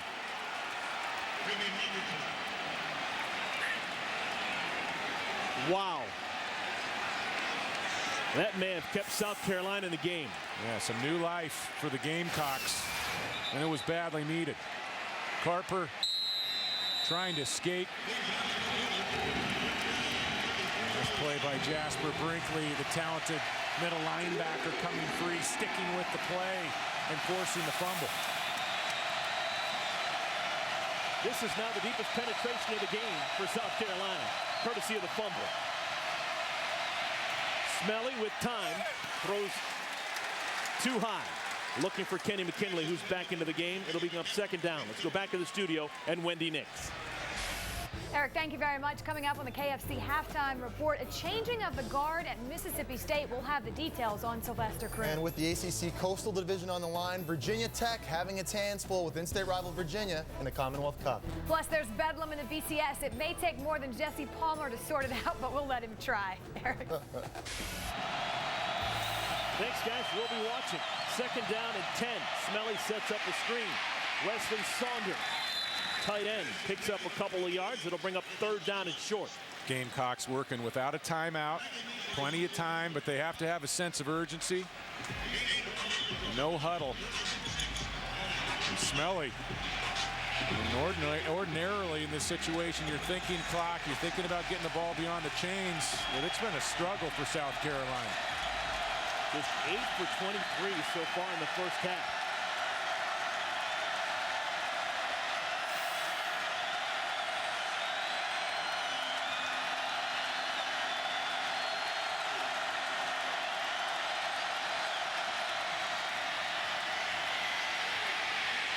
Smelly in trouble. They're going to call it a catch. They're going to call it a catch. Jason Barnes got his hands underneath it, a pickup of 13 and a 1st down for the Gamecocks.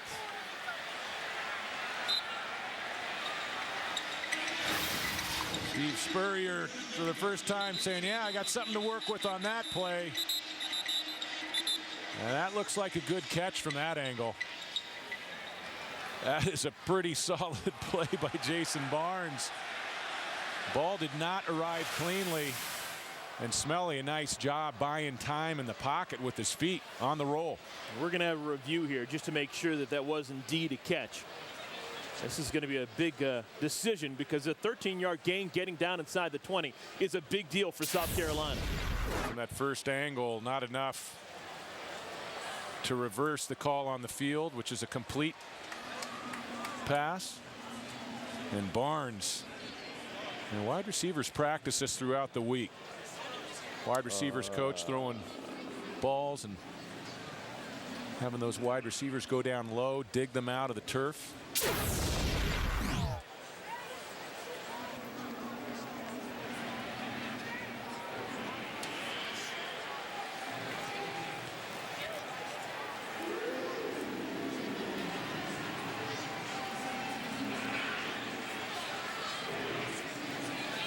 I think this play is going to hold up. And it was a play that South Carolina really had to have. You can get into the locker room down 17. I think that keeps your team alive. Now David Chris Smelly. The protection is solid when this play evolves, and then Smelly has to buy some time on the roll. Pretty solid play, throwing back against his body. I think from the looks that we had, this is going to have to be a catch. There's nothing definitive to overturn the call on the field, which was a good grab. After review, the ruling on the field stands. First down. It's about the only thing that hasn't gone the way of Dabo Swinney and Clemson. They have owned this first half. All right, clock continues to move. South Carolina, they have no timeouts remaining.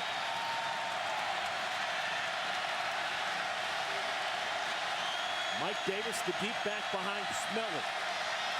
Not a sense of urgency at all for the Gamecocks right now. Davis picks up the blitz. Smelly to the end zone.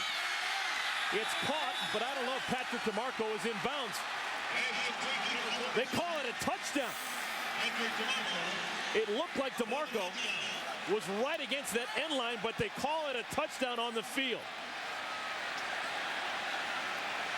Well, the discussion is going to be, did he go out of bounds before making the catch under his own control? Was he forced out? And we can't see from that angle. We pick it up late. It's a heck of a catch by DeMarco. The receiver was forced out of bounds. Therefore, there's no foul for illegal Touchdown. catching. Touchdown. Wow, just what South Carolina needed. Patrick DeMarco coming out of the backfield and making the touchdown grab to put South Carolina on the board. You talk about a great play by a fullback down the field, making an over-the-shoulder catch. And I think Dabo Swinney may challenge this. And he's going to have them take a look in the booth. Well, the referee made it clear that it was known that he was pushed out of bounds by the defender. Well, and Dabo Swinney's taken issue with that. And I think Dabo Swinney, all these little moments in a football game go into the computer for the athletic director, the president, when they're deciding on Swinney as a potential future coach for Clemson, right here at the bottom of the screen. And I think that, yeah, let's take a look at that one more time and we'll freeze it. Yeah, David, he was out of bounds basically from the 10-yard all the way in. Now let's take a freeze right here. Okay, keep an eye right here on DeMarco working up the sideline, and I think there's some contact there, slight contact with the right arm.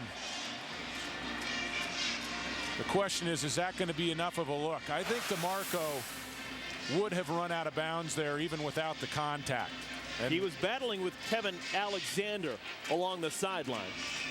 Kevin Alexander was dropping back in a zone blitz look. How many times do we see big defensive linemen with the athletic ability to get back in pass coverage, and his responsibility was the fullback? I'm not so sure that he was the reason that DeMarco was forced out of bounds, but from that look, I don't think it gives the referee enough of a story to overturn the call. Just to be clear, if the defender pushes the receiver out of bounds, the receiver can come back in and make the catch legally. And if the receiver goes out by his own volition, then this would be ruled off. That's right. That's right. And it was ruled that he was forced out and the touchdown stands. Dabo Swinney working this officiating crew.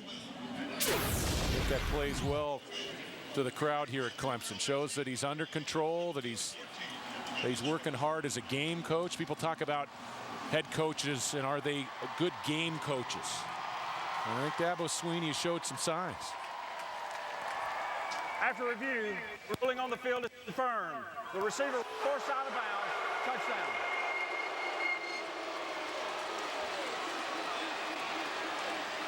So, a couple of plays on this drive were looked at a second time. Both times it went the way of Steve Spurrier and South Carolina. Their first score of the game, Patrick DeMarco, 16-yard touchdown.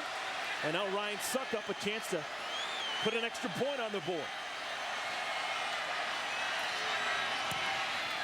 And David, this you'd imagine would be a big bolt of energy for South Carolina as they head off into the locker room.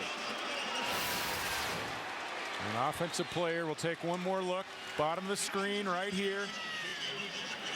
And DeMarco, and I do think he took some contact there from Alexander, and you can't say that DeMarco would have gone out of bounds if he hadn't taken the contact. I think that was a proper call. And finally, a happy face on the sidelines for South Carolina. And David, the momentum was given basically to South Carolina because of the turnover. Steve Spurrier's Gamecocks went for it on 4th down and 7. They didn't convert. It was an incompletion. They give the ball right back over to Clemson. And on the very first play, Clemson loses the football. Cullen Harper had the ball stripped away, and it gave life to South Carolina. They capitalized. And that's the type of play you need from a senior leader. Jasper Brinkley, the middle linebacker, coming on a blitz, getting to Cullen Harper. And it was a play that South Carolina needed to get back in this football game. It's been the defense all year long for the Gamecocks that has kept this team in football games. If Clemson had just decided to take a knee for a couple of plays, South Carolina didn't have the timeout situation to get the football back. Clemson could have been in the locker room right now 24-0 up. But instead, they allow South Carolina to get on the board and possibly get a little bit of momentum. On the return, C.J. Spiller with a full head of steam. And Spiller to the left side. Look at that speed. Gets out to the 40-yard line. Well, Monday night, the explosive Maurice Jones-Drew looks to get the Jacksonville Jaguars rolling against Steve Slayton, Andre Johnson, and division rival Houston. Monday Night Football on ESPN at 8:30 Eastern. Coverage begins at 7 Eastern with Monday Night Countdown delivered by UPS.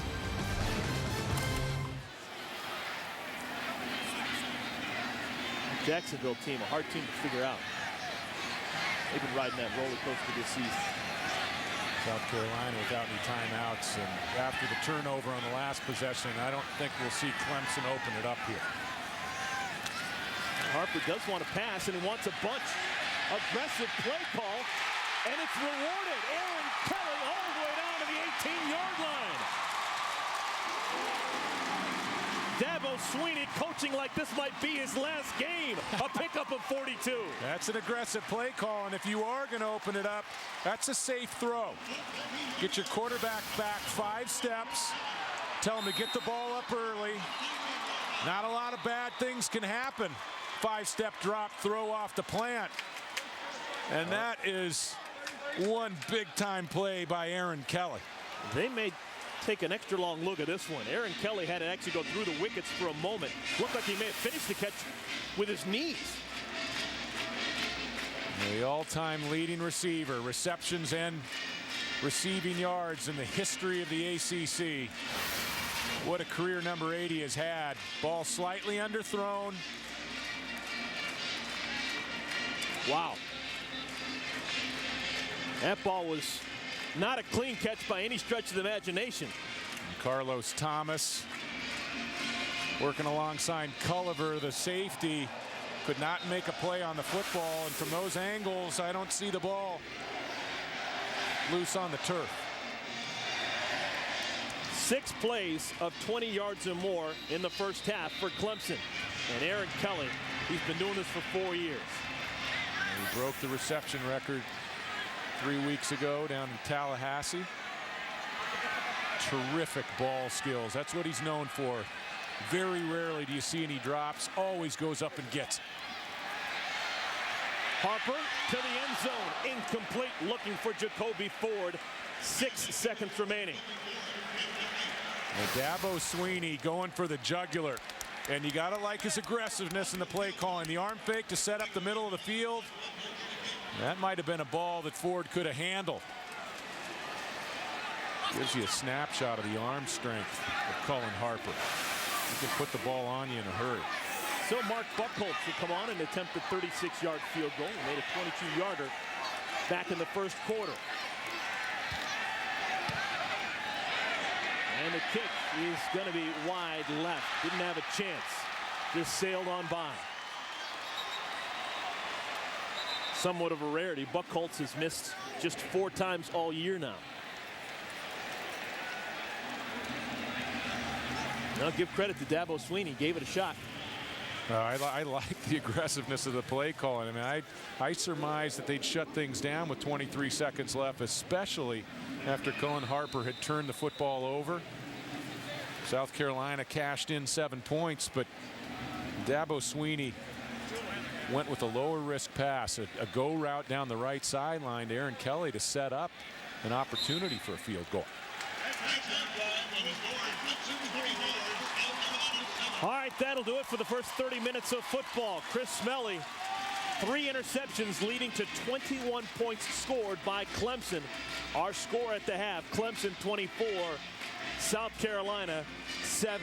This game means everything to the Clemson Tigers and their head coach, Dabo Swinney. Dabo Swinney trying to give himself a shot at getting the full-time job and trying to get the Clemson Tigers into a bowl game.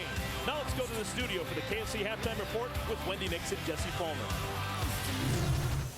Eric, thank you very much. We welcome you inside our ESPN2 studios for the KFC Halftime Report. I'm Wendy Nix alongside Jesse Palmer. Dabo Swinney as Clemson's interim head coach with a chance now to win 4 of his final 5 games, guarantee his Tiger team will play in a bowl game. And Jesse, with minimal exception, I think it's fair to say the Tigers have dominated this first half. Yeah, and on offense, the playmakers have really stepped up. We've seen Aaron Kelly make big plays. James Davis has made big plays. And that great speed of Clemson on offense really has expressed itself so far in this game with Jacoby Ford and C.J. Spiller. On South Carolina side of the football right now, it's the turnovers at the quarterback position that continue to paralyze this football team. And coming into this game, South Carolina quarterbacks had thrown 20 interceptions. That was tied for 3rd most in the nation. They have another 3 in this first half so far. It's been utter domination right now by Clemson, and Dabo Swinney looking very, very good in this rivalry game. We have heard from plenty of you Gamecock faithful out there. They're asking, why is Smelly still in this game? But you know what? It almost hasn't mattered. The Gamecocks have struggled at that quarterback position from the outset. Georgia Tech still alive in the ACC Coastal. The Georgia Bulldogs, meanwhile, looking for their 10th win of the season. We'll take you to Athens on the other side of this break. We're right back.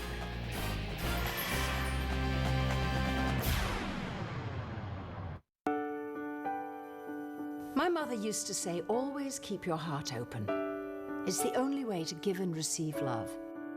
That's the inspiration behind my Open Hearts collection at Kay Jewelers. I worked with Kay because as the #1 jewelry store in America, they've brought more hearts together than, well, just about anyone. My wish is that my open heart design becomes a universal symbol of hope and love. Because if your heart is open, love will always find its way in. It's no surprise that people are trying to be smarter with their money these days. I'm Dan Hesse, CEO of Sprint, and we have a plan for you. What if you could tap into all the amazing things these devices can do for one flat monthly rate? This could be the only phone you'll ever need. Pretty cool, huh? Find out how you can save at least $480 a year on America's largest, most dependable 3G network. What are you, Nugnuts? McDonald's tender, juicy, made with white meat chicken McNuggets. Dip them, stack them, pop them, love them. You Nugnut, you. Los Angeles, we all can't handle it. Some call it plastic, that's just a half of it. I keep my hustle, you know, I make it go. Rated Teen.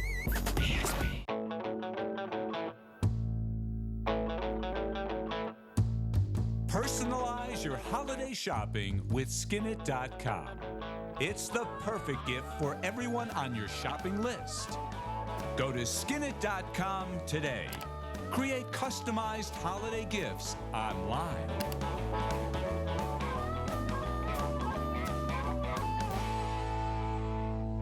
Anything you can imagine to personalize your device. Laptops, cell phones, MP3 players, gaming devices, any device, anytime. Or get a Skinit pin card so they can pick their own design. Choose from sports, entertainment, fashion, and more. To get 20% off custom skins, use promo code CUSTOM03. Go to skinit.com/custom03 today.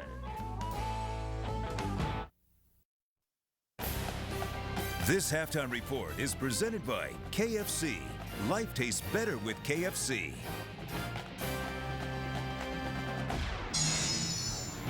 Georgia has won the last 7 against Georgia Tech, but the Yellow Jackets' #1 goal of the season is posted in their locker room. Beat Georgia. First quarter, Bulldogs up 7. Matthew Stafford intercepted by Morgan Burnett. And that's Morgan Burnett's 7th interception on the season. That now ties him for the lead in the nation. The muffed extra point, though, would put Georgia Tech down by 1. Second quarter, same score. Stafford, the quick slant pass to Mohamed Massaquoi for the TD. Big body over the middle. Mohamed Massaquoi would have a huge first half. Later in the second quarter, Stafford again to Massaquoi. He breaks free, and he will go all the way for the touchdown. That's 49 yards.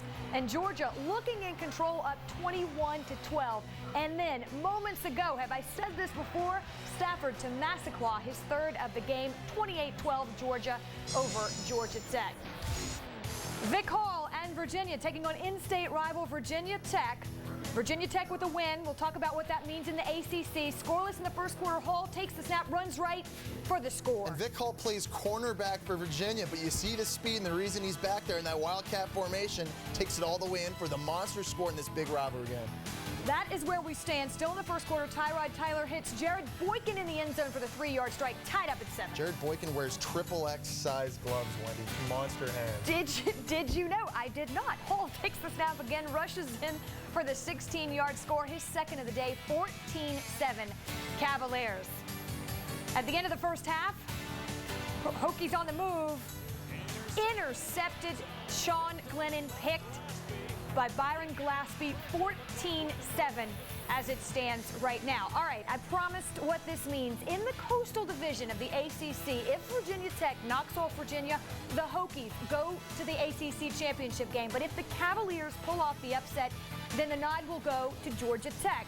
How about in the Atlantic Division? Maryland and Boston College squaring off at 3:30 Eastern on ABC. If the Eagles win, they will play in Tampa. If Maryland gets the victory, Florida State sneaks into the ACC championship game. Yesterday, it was the backyard brawl, and by that I mean LaShawn McCoy in Pittsburgh facing West Virginia. Fourth quarter, Pitt down by 2, 52 seconds left to play. McCoy, the handoff, he will score. Pitt comes back late to win it 19-15, and as a result, Cincinnati clinches the Big East, thus the segue. This game, Cincinnati 13-3 over the Cuse, coming off that big win over Notre Dame last Saturday, about 13 minutes to go in the third quarter.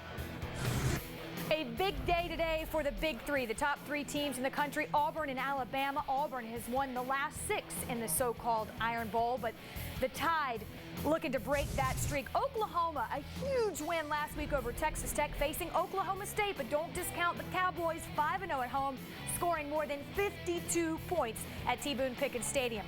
Florida and Florida State, the Gators riding a 7-game winning streak, some would argue playing their best football of the season.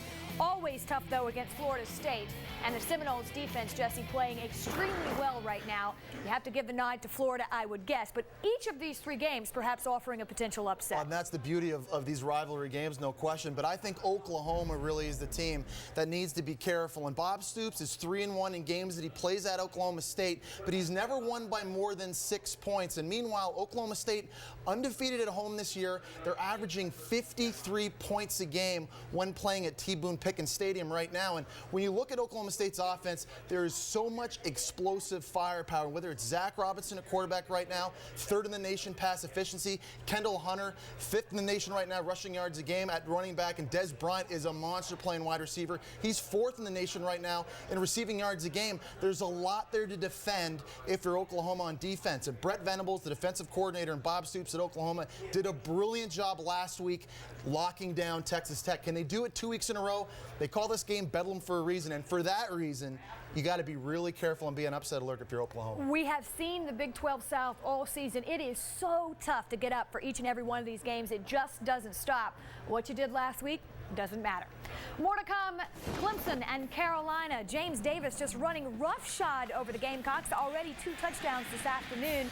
Clemson Tigers in control at Death Valley. We're back after this. Hot coffee room. Excuse me? Can I get black coffee?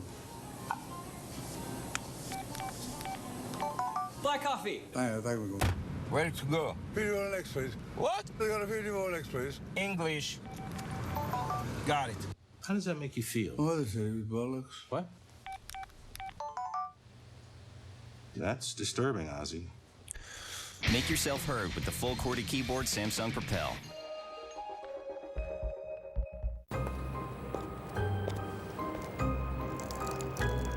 Sick of traveling for meetings?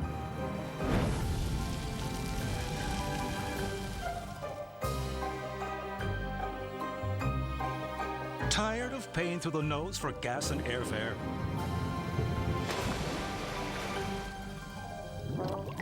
Fed up with never getting enough work done? Then do more and travel less with GoToMeeting. GoToMeeting is the award-winning online service that lets you hold meetings with people in multiple locations, right from your computer. All you need is an internet connection and a phone.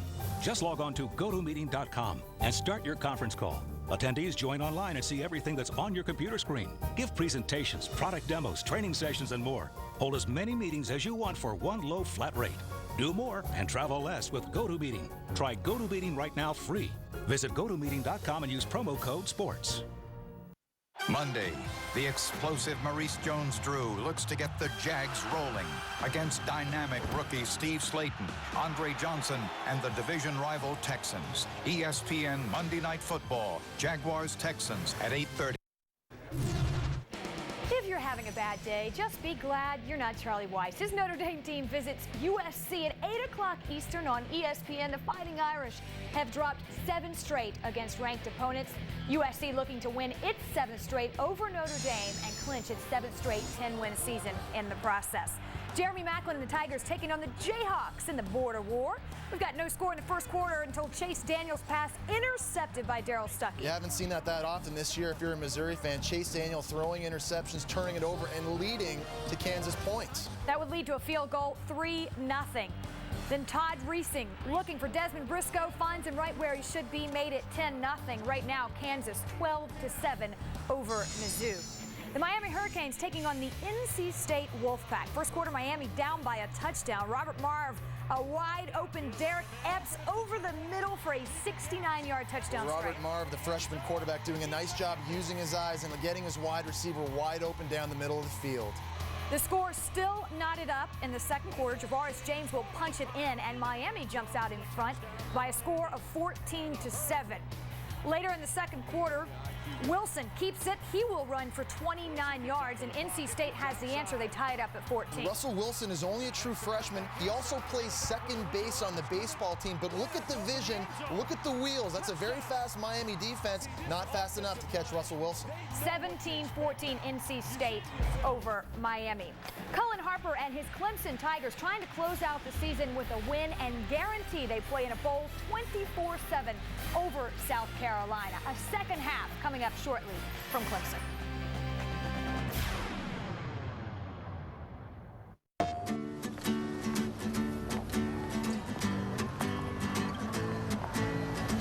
Things just keep multiplying from house to house, from street to street. We'll cover this city with a simple 3-chord song. And on the count of 3, we'll let our voices ring out.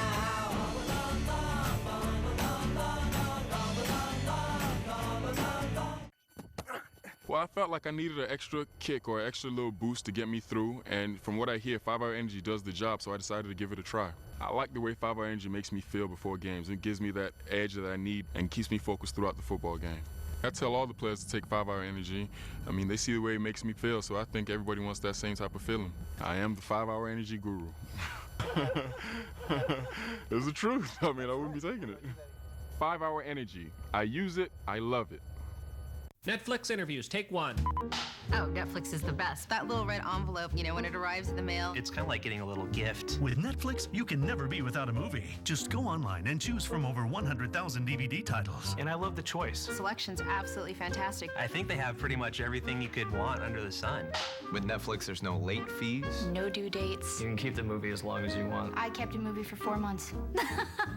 We got our movies really quickly. Next day for me. Plans start at just $4.99 a month. And now, as an added bonus to your DVDs, watch some movies and TV shows instantly on your PC for no additional fee. You get DVDs in the mail, but you also can watch movies online instantly. At no additional cost. Just click and start watching in as little as 30 seconds. The thing I like is it's easy. You just click on instant viewing and it's there. Start your free Netflix trial today. I'm definitely a Netflix fan. Netflix. Get DVDs in the mail fast. Plus, some instantly on your PC.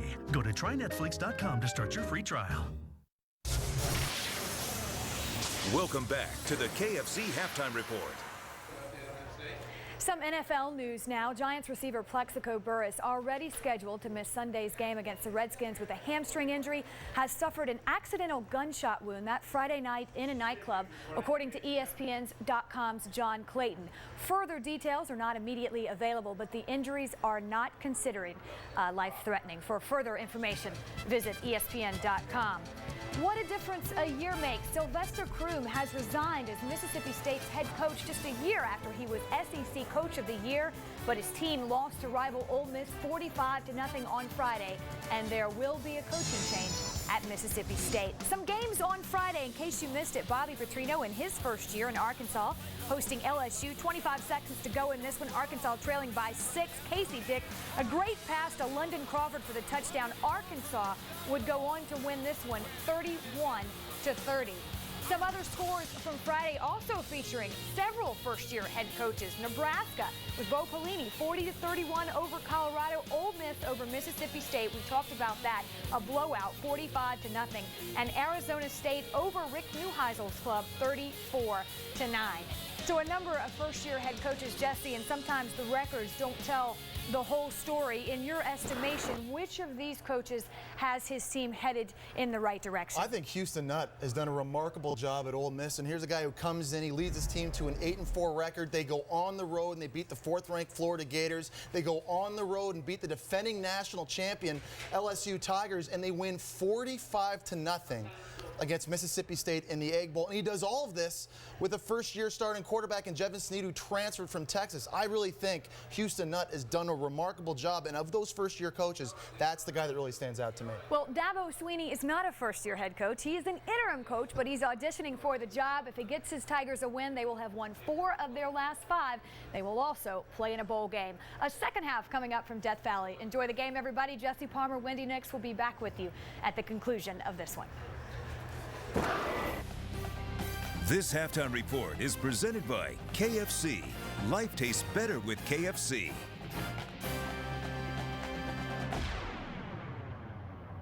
You know, scientific tests have proven that when you drink Dr. Pepper slowly, the 23 flavors taste even better.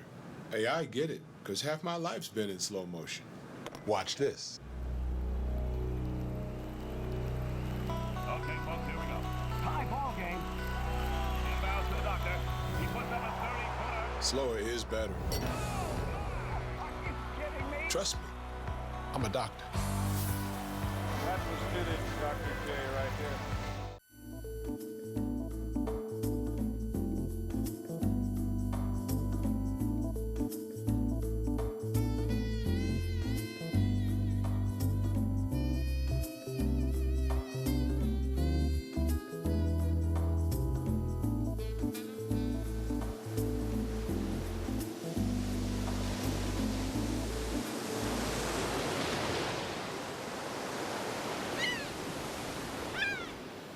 I thought that this can't be happening. It was a diagnosis that I wasn't sure I could cope with. The last thing I was expecting to hear, the last thing, was that I was a diabetic. If you are one of the 18 million Americans diagnosed with type 2 diabetes, WebMD.com invites you to take the new Diabetes Health Check. a breakthrough online assessment that can improve the quality of your life. I answered one question, which led to another series of questions, and before I knew it, I realized that this whole test was customized for me. The health check measures your diabetes knowledge. You may think you know the answer. It's like, yeah, piece of cake, I know a lot. Yeah, right. It evaluates your health, even your sense of well-being. Most important, the Diabetes Health Check gives you a personal action plan that can lead to better health. It woke me up, the whole experience, because I really wasn't taking very good care of myself. The Diabetes Health Check is fast, private, free, and it's here at America's most trusted source of health information. Go to webmd.com and take your health check right now. This is ESPN Rivalry Week, presented by Samsung Mobile.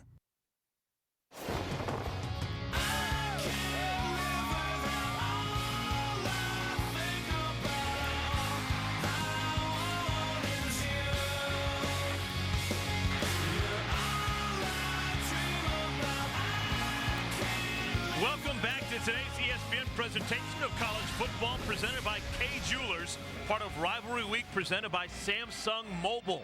Through 30 minutes of play, it has been an impressive performance by the Clemson Tigers. They need to win to get bowl eligible. They are on top of South Carolina by a score of 24-7 with my partner David Norrie. I'm Eric Collins, and David, I want to get right down and start talking about that offense for Clemson. Virtually everyone chipped in the first half. Yeah, coaches talk about stopping the playmakers for Clemson. You got to keep their skilled athletes under control. Everybody's gotten involved for Clemson here in the first half of play. Guys like C.J. Spiller and James Davis out of the tailback position. Jacoby Ford had a big play on the touchdown, and I think Colin Harper at the quarterback position has had a really nice first half of football. Well, South Carolina, they're down by 17 points. Quite frankly, do you think they have the offense to get back in this game? Well, I think they do have the offense to get back in the game, but they can't go toe-to-toe with this Clemson offense, especially the Spillers and the James Davises. They're going to have to pick up some turnovers, and they're also going to have to get some better decisions from Chris Smelly at quarterback.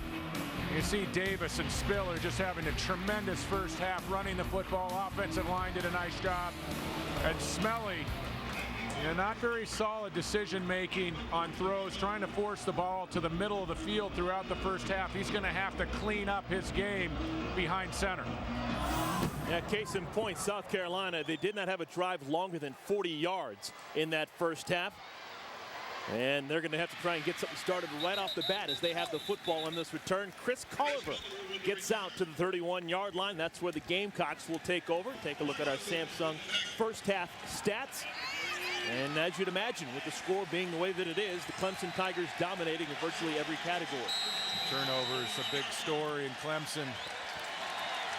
Taking a 24-zip lead, but the turnover by Colin Harper allowed South Carolina to get back into the football game before they headed to the locker room. In case you're wondering about other quarterbacking options for South Carolina, Smelly did throw 3 interceptions in the first half, but the guy who has seen a decent amount of time this year, Stephen Garcia, he's been sick throughout the course of the week. They didn't expect to have him play much this week at all. So the fact that Smelly is struggling doesn't necessarily mean that Garcia will get any time in the near future. No, there's a possibility that if Smelly were to come out of the game, we'd see Tommy Beecher, who actually started the opener against North Carolina State for South Carolina. Threw 3 interceptions, and that was the end of his starting career. Smelly wants to throw. Has a man. It's caught. Wesley Saunders, his second grab of the day. Sophomore from Durham, North Carolina, picks up 15 yards. Good start for the Gamecocks. Yeah, this is a nice way to start the second half. Smelly, play action. Davis has done a nice job at tailback in pass protection. And Smelly just does fit the ball in early enough to complete the pass.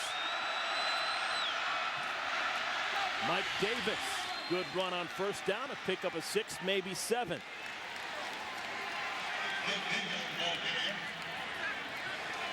And you look at the quarterback comparison. Very different first halves for both quarterbacks. On the season, completion percentage for Smelly up around 60%. Normally Steve Spurrier quarterbacks hitting in the mid-60s. Look at this formation. A specialty formation. And they get it out to Kenny McKinley, and this goes nowhere.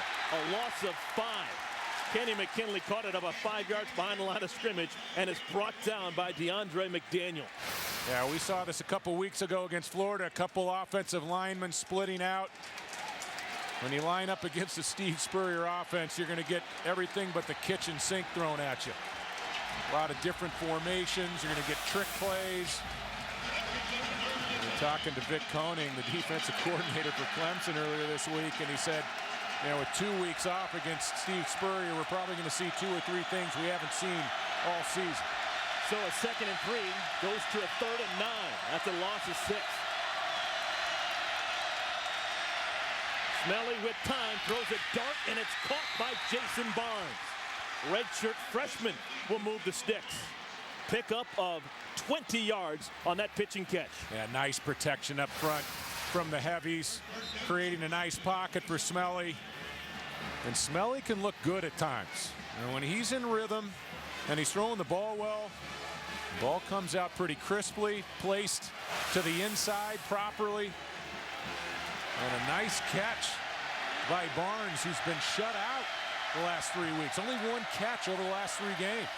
Smelly's completed 6 straight. He'll go to the ground, and Davis spins out of the first tackle and gets to the 23.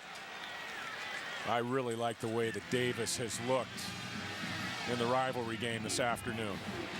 Really running with a real sense of urgency, sticking his nose up in, pressing it on the line of scrimmage, and then doing a lot with sometimes the limited room he's been given in the run lanes. First drive of the 2nd half.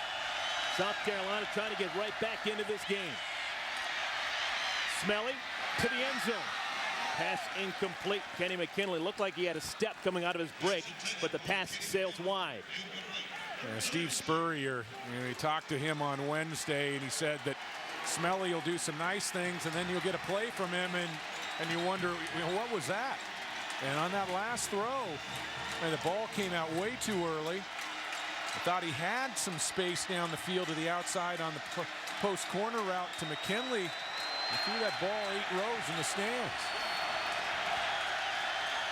Longest drive of the day so far for South Carolina, trying to keep it going. Smelly's pass caught, touchdown, Saunders.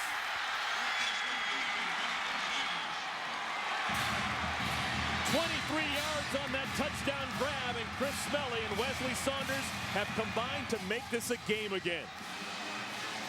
Just what the doctor ordered. Now this is a pretty throw. They're coming on the heels of the post corner ball to McKinley that was off target. Smelly puts the ball right on the spot to Saunders. Nice job by the backup tight end getting down the middle of the football field. Suckup makes this a 10-point game. The 274-pound tight end looking fleet with the feet, getting himself open and making a nice grab. It is a 24-14 game right now. Steve Spurrier feeling a little bit better. Hi, welcome to Sign the Drive. So we could lease the Jetta or the EOS for nothing down? With just a signature. How do we decide? Our new computer can match your signature to the Volkswagen that's right for you. Swollen loops indicate a nurturing personality and an appetite for 2. Perfect match? Rutan. I thought I felt nauseous. Oh my, more Rutan babies. Sign then Drive is back. We select 2009 models for 0 down, 0 due at signing, and no first month's payment. It's what the people want. From the first Aquos LCD to the world's largest, Sharp has shaped the future of LCD technology, the Aquos Limited Edition series. With a design so thin, a contrast ratio of over 1,000,000:1, and a picture so realistic, it will change the way you watch TV. The Aquos Limited Edition series, part of Sharp's line of 120 Hz LCD TVs. Change your TV, change your life. Sharp. In a forgotten kingdom, an ancient evil has been unleashed. And a young warrior will emerge to face the darkness and and restore the light.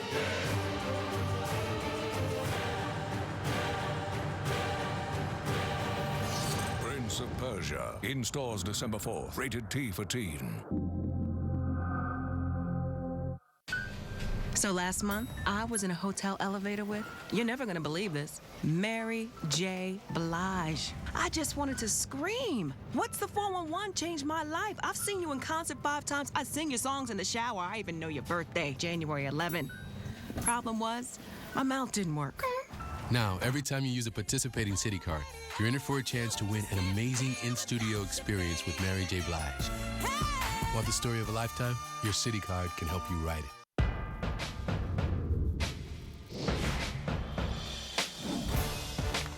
Joey Montoya, Goldwater Scholar. Sierra Carter, Fulbright Scholar. Esma Jabber, Truman Scholar. George Rogers, Heisman Trophy winner.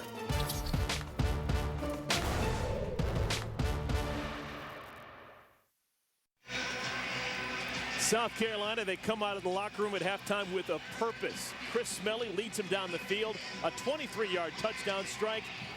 Different player here in the third quarter than he was in that first half. Well, he hit 2 nice balls to Saunders on the drive.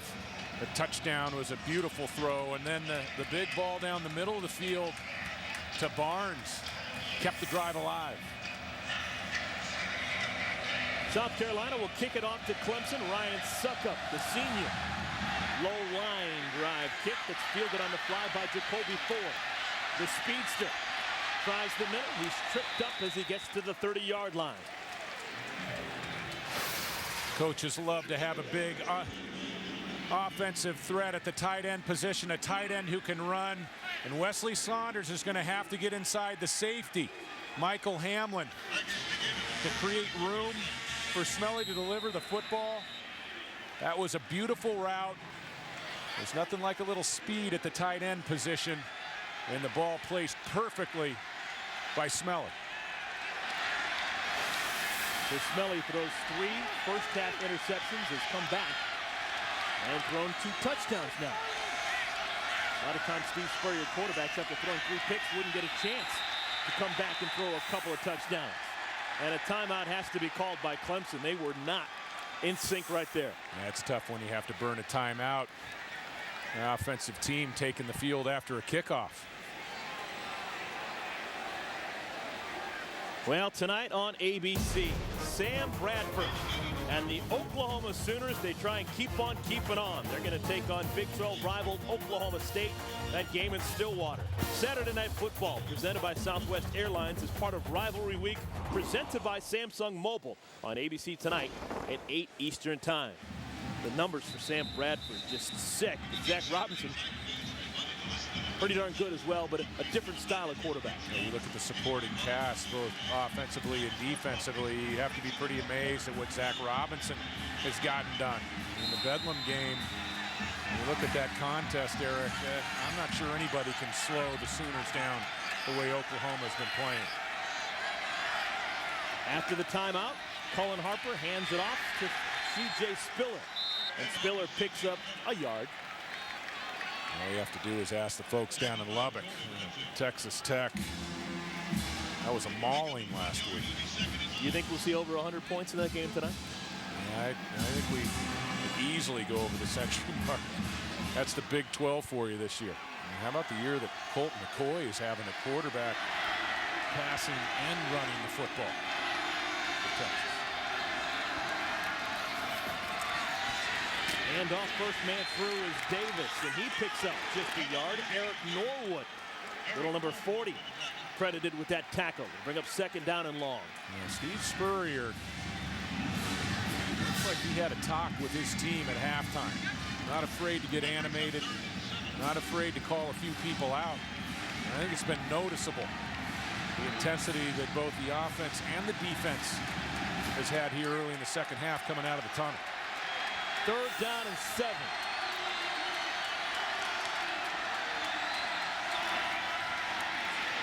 Harper flushed. Gonna try and run for it. Looks like he's just on the line he needed to get. It's going to depend on the spot. Spot looks good. As a quarterback, you have to know where the chains are, and it looked like Colin Harper could easily pick up the first down. He's a little concerned about going into that slide early, and he got a favorable spot from that angle.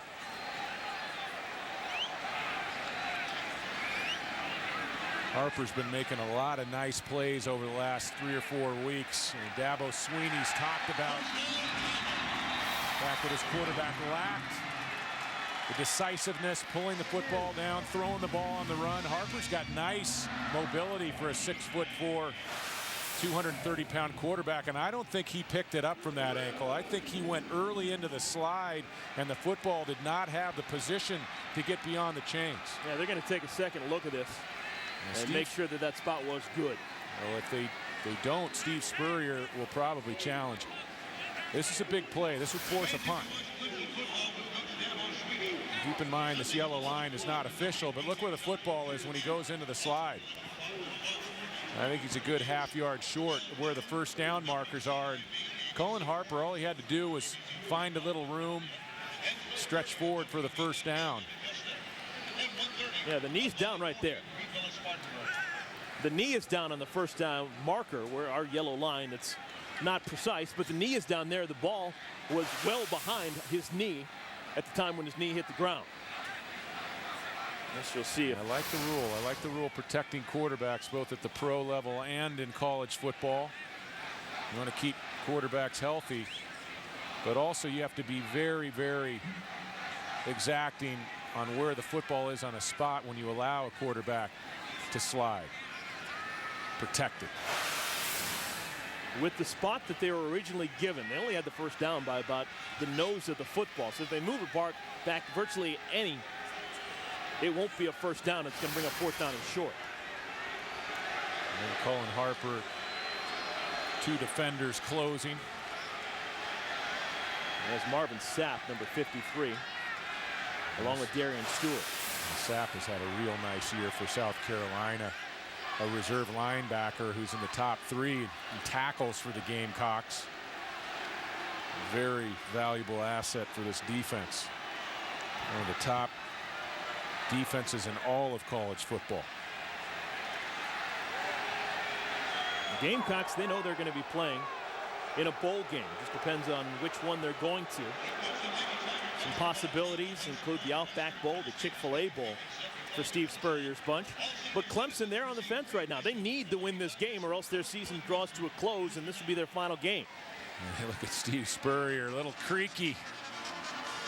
A little creaky in the bones there, a little cold on the sideline, trying to move around. And back in the day, he could move. 1966 Heisman Trophy winner as we look at what's at stake for both teams. 8-win seasons have been a rarity over the years at South Carolina. You got to really tip your cap to Steve Spurrier and the job that he has done here. And then Clemson, as you said, Eric, they need a win to get into a bowl game. 15 potential extra practices for a team that gets into a bowl game. That's valuable work for younger players getting set up for spring practice. And Dabo Sweeney, I think, he wins this football game. Tough to take away the continuity of working with the young players and going into those 15 bowl practices. It would be a tough decision, I think, for an athletic director to watch Dabo Sweeney win 4 of his last 5 games and not give him the job. He says he's having a blast. He just wants to keep on coaching his team. Well, he looks like it, the way he coaches on the sideline. Very animated, very excitable. But you can tell he's focused and he's into the game.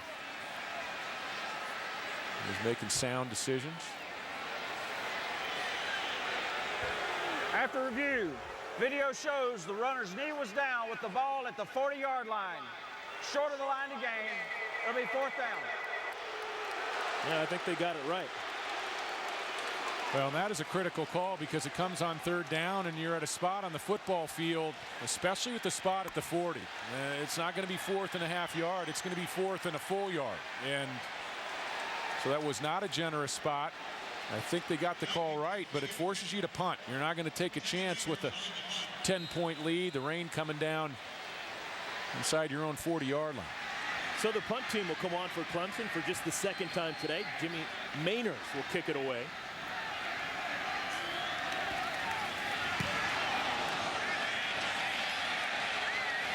McKinley drifts back inside the 15 and makes the catch at the 14-yard line. So, missed opportunity. Cullen Harper thought he had the first down. Upon further review, Dabo Sweeney's team has to punt it away. They'll be on defense when we come back.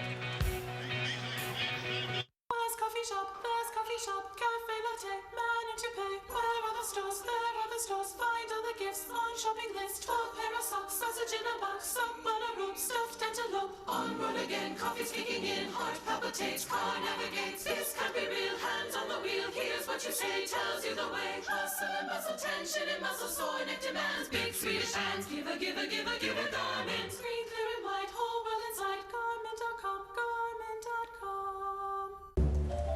Hi, we're here for Sign Then Drive. Hi. I just leased a Passat for no money down. She wants one too. Or a Jetta. A Passat. A Jetta. A Passat. A Jetta.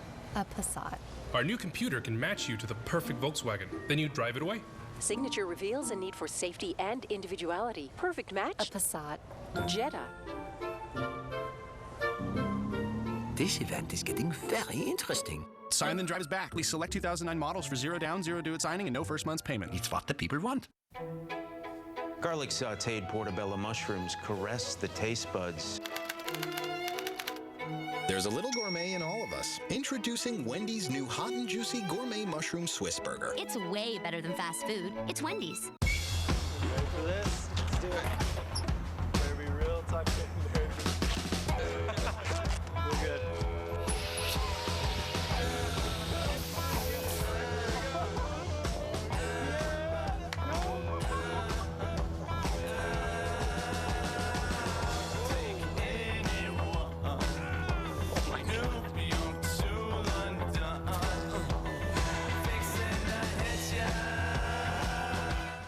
TIC. Shack-tastic, 29 points. How did you get so many Qs? Don't worry about it. ESPN, your NBA destination for games Wednesdays and Fridays.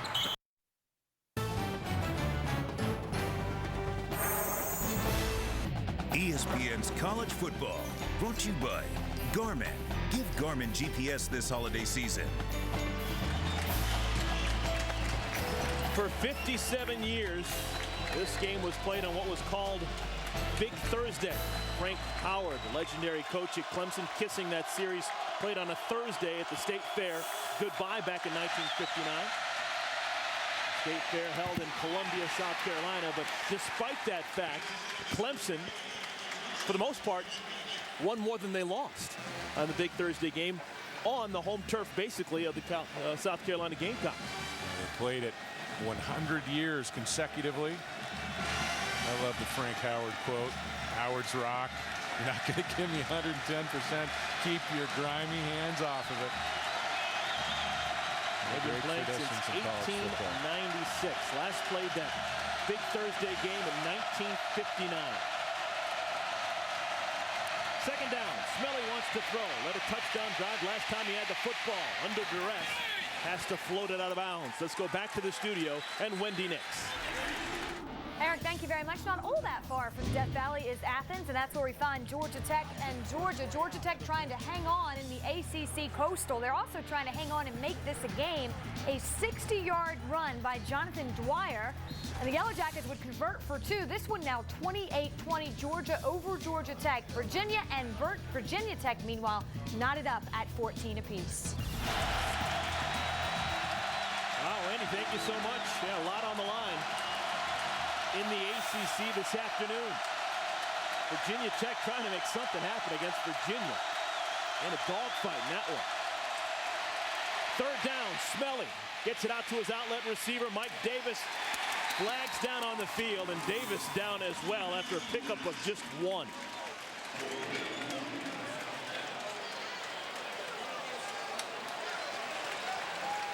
Looks like it's going to go against South Carolina. You'd imagine Clemson would decline.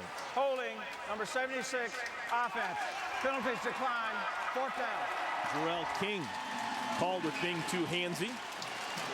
And the punt team will come on for the Gamecocks. I think Steve Spurrier, though, has to be happy with Smelly coming underneath. You don't want to take chances with the football.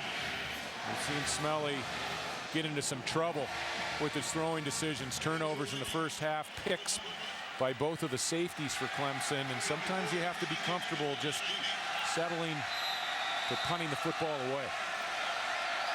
Spencer Lanning is booted away.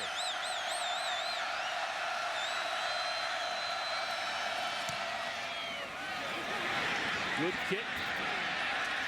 Rise Jacoby Ford back to the 36-yard line. This is C.J. Spiller. And Spiller out to the 45. David, I want to talk a little bit about Steve Spurrier, known as one of the great offensive minds. Are defensive coordinators still in fear of what he's doing at South Carolina? Well, I think they are. You know, he's had a transition at some of the skill positions, came in, you'd look at these numbers and say, hey, things have gotten, you know, things have gone downhill a little bit off of the 2006 and 2007 seasons, but I don't think he has enough recruiting years and enough athletes in his program to really say, hey, you know, have they done what they should do offensively? And no doubt, not just one of the great offensive minds, I think one of the great head coaching records in all of college football the last quarter century.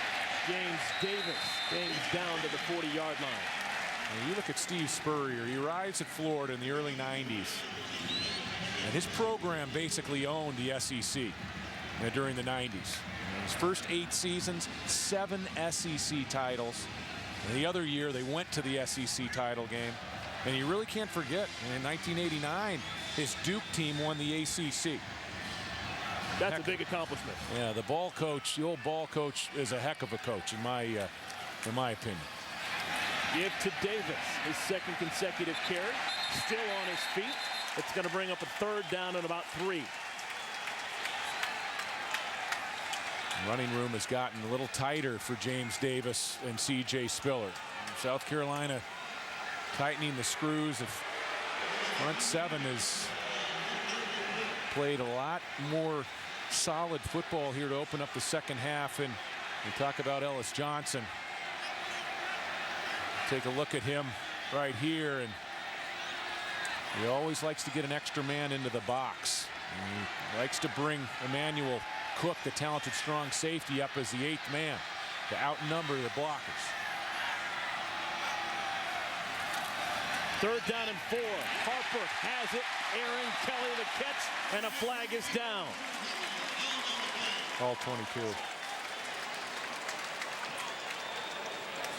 They've done that a lot over the years. Colin Harper, the quick slant to Aaron Kelly. We'll see if it stands up.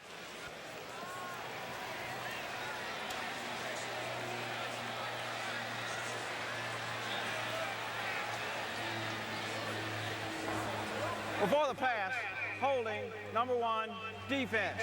Penalties decline. The result of the play is a first down.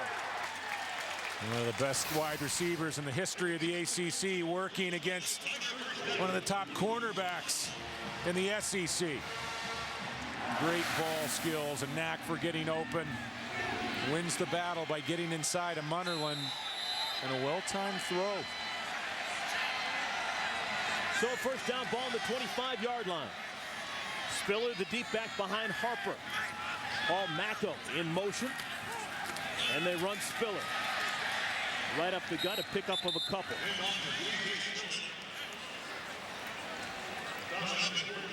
Like so many teams, South Carolina on defense wants to make sure that you don't control the ball on the ground.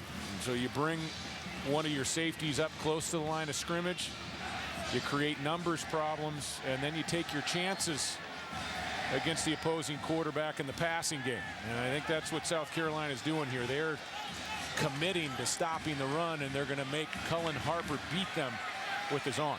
Yeah, it's now C.J. Spiller in the Wildcat formation. He takes the direct snap. He's going to take it left side. Tough sledding. Gets down to the 20. That's it. Pickup of 2. It'll bring up third down. Clemson, they need to win to continue their season. Trying to get to 7-5. And that would give Dabo Swinney and the Clemson Tigers a chance to be in a bowl. You have to be careful when you're defensing the Wildcat formation against Dabo Swinney. And last week, Colin Harper snuck down the field and caught a pass for a touchdown. And Tyler Grisham.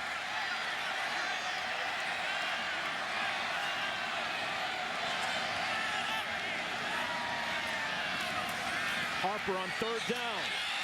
Pass is complete. Chains will move. Tyler Grisham, his first catch of the day.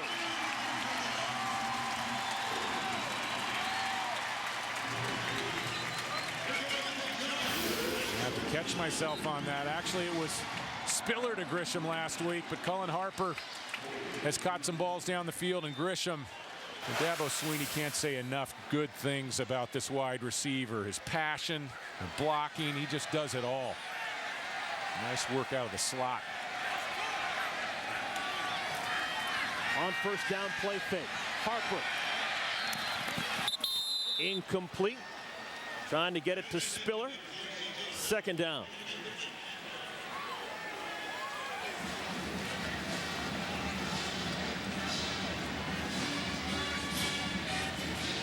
Last year, Clemson winning on a last-second field goal by Mark Buchholz.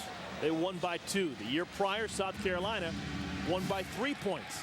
The year before that, 2005, it was Clemson who won by 4 points. Each of the last 3 years, this game has been decided by 4 points or less.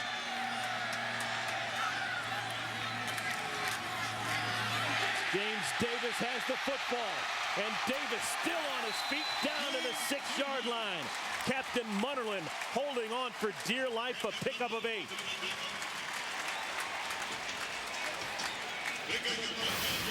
This is a great play by Captain Munnerlyn. A cornerback left one-on-one in the open field.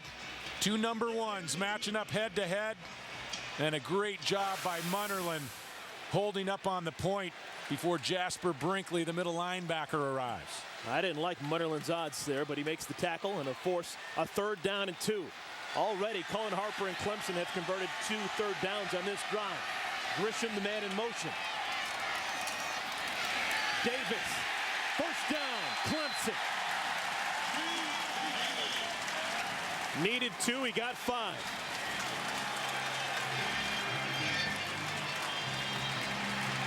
It was a long time coming. But this offensive line is finally showing signs of being a cohesive unit. A group that's working well together. And really gained some physical attributes. Running with a lot more resolve up front, creating creases. Dabo Swinney says that this offensive line has become a lot more physical in the second half of the season. 24 rushing yards on this drive to get them down to the 2-yard line. Captain Munnerlyn being helped off the field. A little look at this 4.35 40 time. Boy, there's a lot of speed in the game of college football these days. And Munnerlyn, the top covered corner for the Gamecocks, has had a nice season. In case you're wondering, Captain Munnerlyn is not one of the captains this year for South Carolina. Maybe next year. I was not wondering that, by the way. First down and goal. Ball just outside the 1. Clemson trying to answer South Carolina's touchdown earlier in this quarter. Davis, Stone. Middle linebacker Jasper Brinkley on the stop. Hello, Jasper.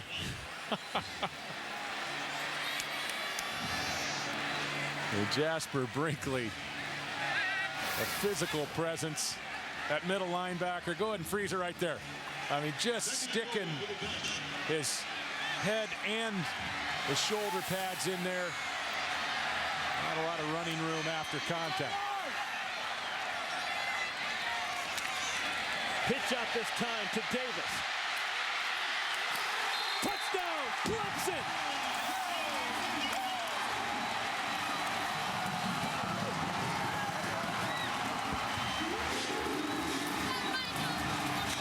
The senior Davis going out in style, his 3rd touchdown of the game.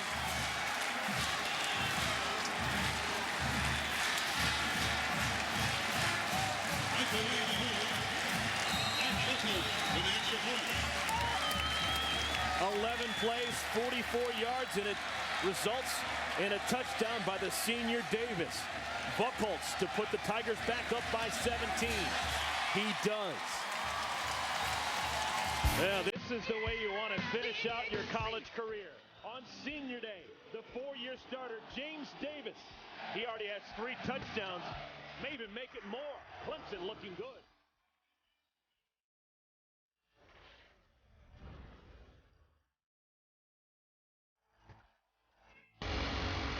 I like this one. Thank you. Excuse me, sir! Can you tell me which coffee tastes better? Which coffee tastes better? Hey, definitely. This one. In a national taste test, more hardworking Americans preferred the taste of Dunkin' Donuts over Starbucks. Try the coffee that won and see why America really does run on Dunkin'. Thank you. 3 days in December could tell us who might reign supreme in March. The ACC Big Ten Challenge. 11 games across 4 networks. 2 power conferences, including 7 top 25 teams, lay it on the line. Headlined by a clash between 5th-ranked Duke and number 9 Purdue. And a colossal battle between number 1 North Carolina and Big Ten heavyweight 6th-ranked Michigan State. The ACC Big Ten Challenge, Monday, December 1st through Wednesday, December 3rd. If you plan on building, furnishing, or remodeling your home, or you're just tired of paying retail, don't spend another dollar. Now, you can enjoy an incredible selection of top-quality, name-brand products priced up to 50% less than retail. Take the first step towards saving hundreds or even thousands of dollars on nearly anything for your home. Call for your free Direct Buy Insider's Guide to Buying Direct and learn what retailers don't want you to know. Each full-color page of the Insider's Guide is packed with powerful information. Discover some of the hundreds of thousands of products available from over 700 name brand manufacturers.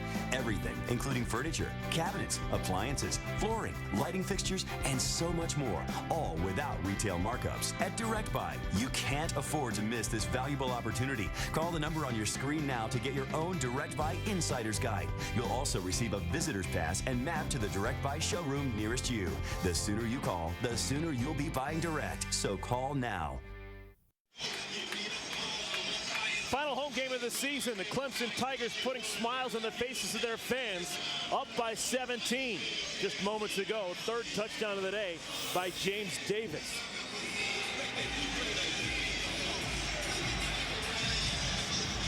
Rainy day here in Clemson, but the fans don't seem to mind right now. Tigers up 17 on the game clock. Buchholz the kickoff. Culliver, the return from the 4. And Culliver dances out across the 25 to the 27.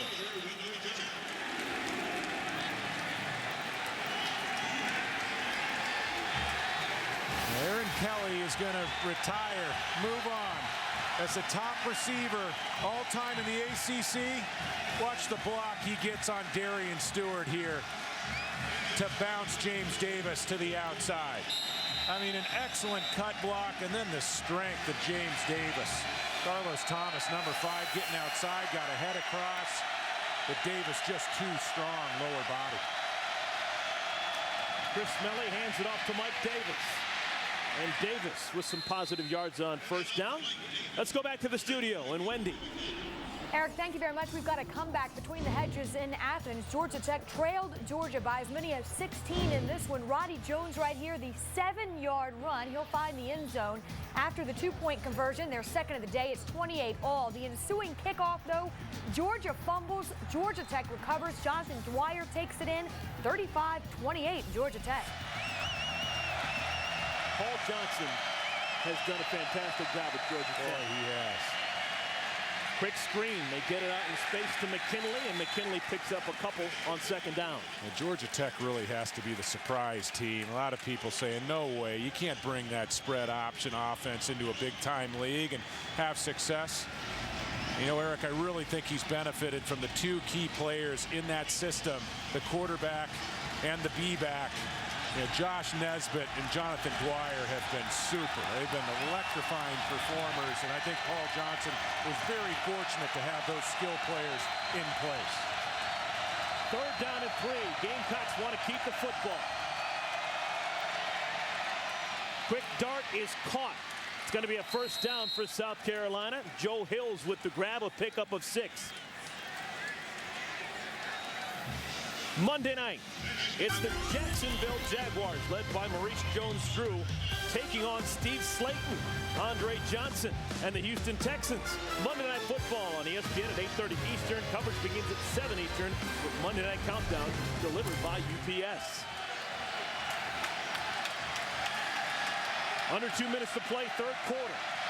4 receivers in the game. Smelly wants to throw it on first down. In trouble. Loses the football. Clemson's got it. That's a scrum now. Clemson had it for a moment. I think Jarrell King may have ripped it away. That would be the play of the day for South Carolina if King does have the football. He did. Jarrell King got the football back for the Gamecocks, taking it away from Brandon Thompson. Gamecocks very fortunate to get the football back. This defensive front for Clemson is so relentless. And the blitz coming from the secondary. That was Cresden Butler, very physical cornerback that Dick Koenig loves to turn loose on secondary blitzes. Second down and 28. What do you got in your playbook for that? Smelly throws it away as a flag down deep in the secondary.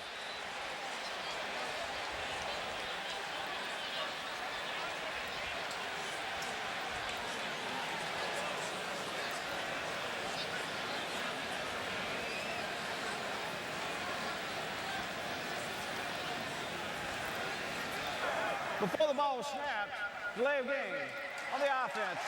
5-yard penalty, still second down. It's not the worst thing in the world for Steve Spurrier. That flag came in late from the back judge. Back judge job is to watch the play clock. So that play never really happened. Instead of second and 28, it's now second and 33.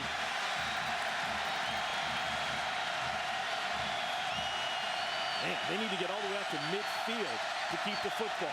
They've got 2 plays to do it.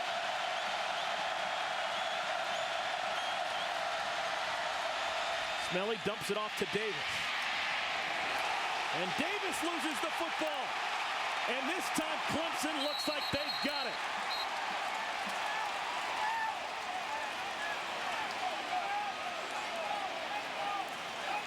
Oh, South Carolina. They may have the strongest forearms in the SEC. Loose balls, and they keep ripping them away from Clemson defenders. Wesley Saunders comes away with that football. He had no right to come up with that ball. This Clemson defense, we talked about it in the first half, just one of the better hitting teams that we see on Saturdays. And they do it from all levels. The outside linebackers, and Connor and McDaniel are big-time hitters. This time it's McDaniel, and he takes the running back high. That's a terrific hit. And it also looked like Cavell Connor holding his point against Mike Davis. Third and a bunch. Gamecocks need to get to the 50. Nobody home. Incomplete, looking for the tight end Saunders. And the punt team will have to come on. That'll do it for the third quarter of play. Steve Spurrier will have to send the punt team on. His team's going to have to go on defense when we come back. Blazers Celtics and Raptors Jazz, Friday on ESPN. So your computer here can match my signature to the Volkswagen that's right for me? Then you drive it away for nothing down. With just a signature. Signed and drive. All right. Curvaceous T indicates a love for clean lines and performance. Perfect match, Tiguan. I like that. Smooth strokes indicate a passion for body waxing. That's dumb and not true at all. This event is getting very interesting. Sign then drive is back. Please select 2009 models for 0 down, 0 due at signing, and no first month's payment. It's what the people want. You're right. We need a new TV. Just don't go overboard. I want it all. I want it all. I want it all. And I want it now. Text Chase for your credit card balance and decide what to spend in seconds. It's perfect. Real-time info matters. Chase what matters. This brown bag special is such a great deal. I know. I love you get 2 of everything. Mm-hmm. You know, like 2 tots. Mm-hmm. 2 drinks. You get 2 burgers. It's too good to be true. Too good to be true. Right, I get it. This is too much fun. I thought that'd be more fun than it was. Brown bag special. Sonic's got it, others don't. A Sonic-sized deal with 2 burgers, 2 tots, and 2 drinks for just $6.99. And for dessert, try the new Sticky Bun Dough Blast. When you see my face, oh, it gives you hell, oh, it gives you hell. When you walk my way, oh, it gives you hell, oh, it gives you hell. When you hear the song, you sing along, but you never tell. And you're the fool, I'm just as well, oh, it gives you hell. When you hear this song, I hope that it will give you hell. Sing along, hope that it puts you through. Hey, you have your tickets, right? To what, you ask? Well, the Dr. Pepper ACC Football Championship. A 48-hour celebration of ACC football played this year in beautiful Tampa Bay, Florida. You know, palm trees, sandy beaches, and this year, a lot of ACC football action. So get your tickets now for the December 6th Dr. Pepper ACC Football Championship. Because if you wait too long, it may be too late.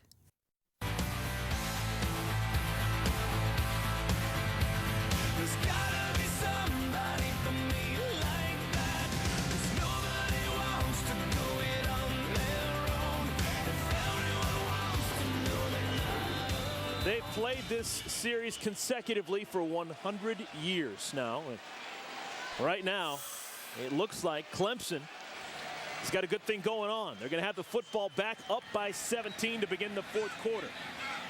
On the return, Jacoby Ford calls for the fair catch and makes it at the 40.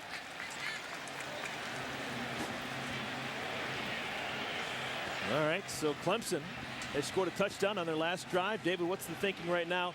They're already up by 17 points.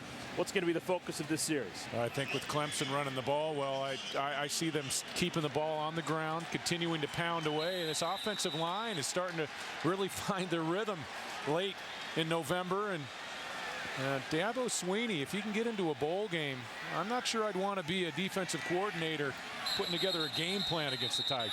C.J. Spiller didn't like what he saw, and the tailback turns around and calls timeout. There's the junior Spiller. He looked around, didn't like the numbers, and he calls the second timeout of the second half before Clemson will have just 1 remaining for the final 14 minutes and change. Now, Dabo Swinney, we had a chance to talk to him earlier this week. He is a high-energy guy. He believes in Clemson. He believes in the tradition. He believes in his kids and being interactive in the community, trying to get the guys out there, making it a friendly environment. From the outside looking in, it looks as if the kids like playing for him. Well, I think most of the kids have bought into his message, if not all of them. Take a look. Yeah, take a look at who Dabo Swinney is. Of course, a walk-on, member of that 1992 national championship team at Alabama. Played for Bill Curry and for Gene Stallings. You wonder where the Dabo comes from. His older brother, Tripp, when Dabo was young, couldn't say, he used to call him that boy, but he couldn't say it properly and kept calling him that boy and Dabo, and eventually kind of just got melded into Dabo. Well, he has certainly put his stamp on the program. He called the team meeting early on. Called everybody in the team meeting and said, those of you that don't want to buy into the message, you're free to leave right now. But the rest of you, you're either going to be all in or you're no longer going to be playing football at Clemson. And he's done a number of things to put his own touch on Clemson football here in the last month and a half. 2nd down and 6. The give goes to Spiller. And he is brought down at the line of scrimmage. David, I have to ask you, a program like Clemson, that likes to think of themselves as a national contender year in and year out. Can they go long-term with a guy like Dabo Swinney, who has had no head coaching experience before? A younger guy with not a huge name around the country. Now, that's a $64,000 question, and actually it's going to be a much more expensive question no matter who you hire. But you know, that's what's running through an athletic director's mind is, can Dabo Swinney be a top-level coach and you know, live up to the expectations of a Clemson? On third down, Tyler Grisham has the first down and more. Still on his feet. Finally brought down to the ground at the 41-yard line, but not before a gain of 15 yards. There are bigger names out there. There are going to be glossier hires as a head coach for Clemson, but you really have to like Dabo Swinney, not only in terms of his leadership, but his play calling. And I think you would also have to assume there's Brinkley getting through again on a middle linebacker blitz, but you'd also have to assume that if Dabo Swinney does get the head coaching job, that he will continue to call the plays.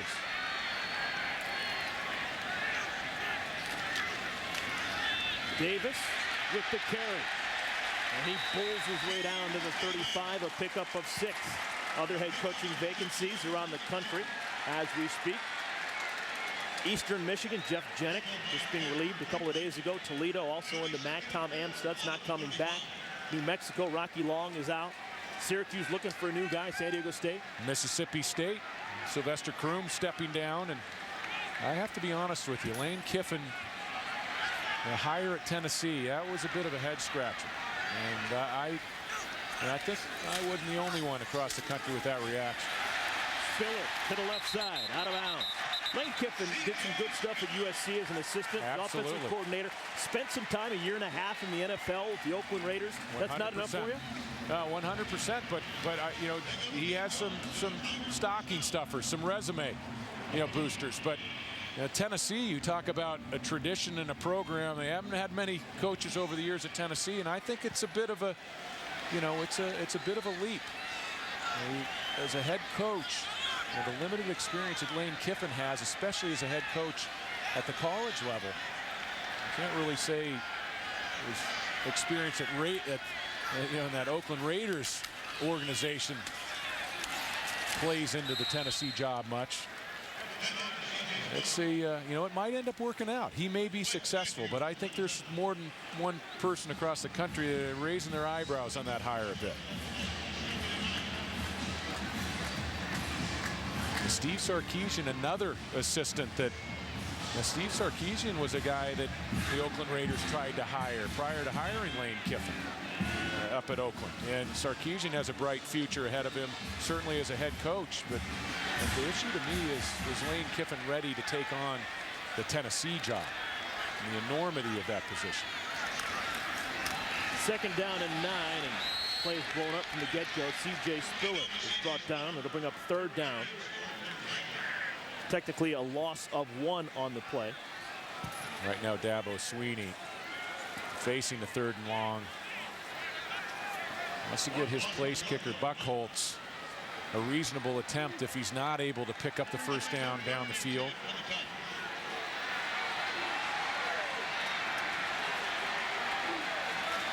This would be a 43-yard field goal from here should they not advance anymore. Third down and 10. Harper sets it up to Aaron Kelly. And Kelly maneuvers his way for a first down. Good effort play by the 5th-year senior from Marietta, Georgia. You look at all the numbers, the production. Aaron Kelly over the years in the ACC, but he is one of the special players as a wide receiver after the catch. He has an uncanny knack of running with the football after he makes the grab, and you can see there a nice feel of the openings and going ahead and taking it north-south after the catch.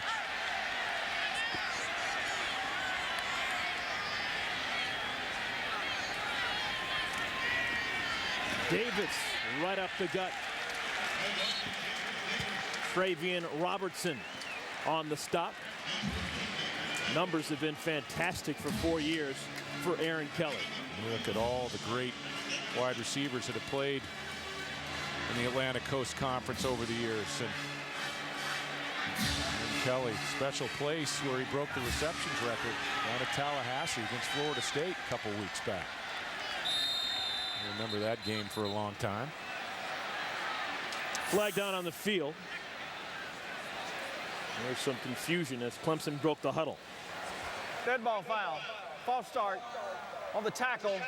Went down on the line of scrimmage and picked his hand up. 5-yard penalty. Still second down.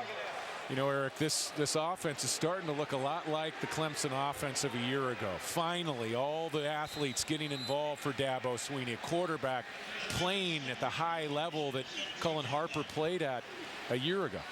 Beginning of the year, some of the complaints are on the Clemson program from the fans watching. The skill position players weren't getting enough touches, weren't being put in positions to really showcase their talents.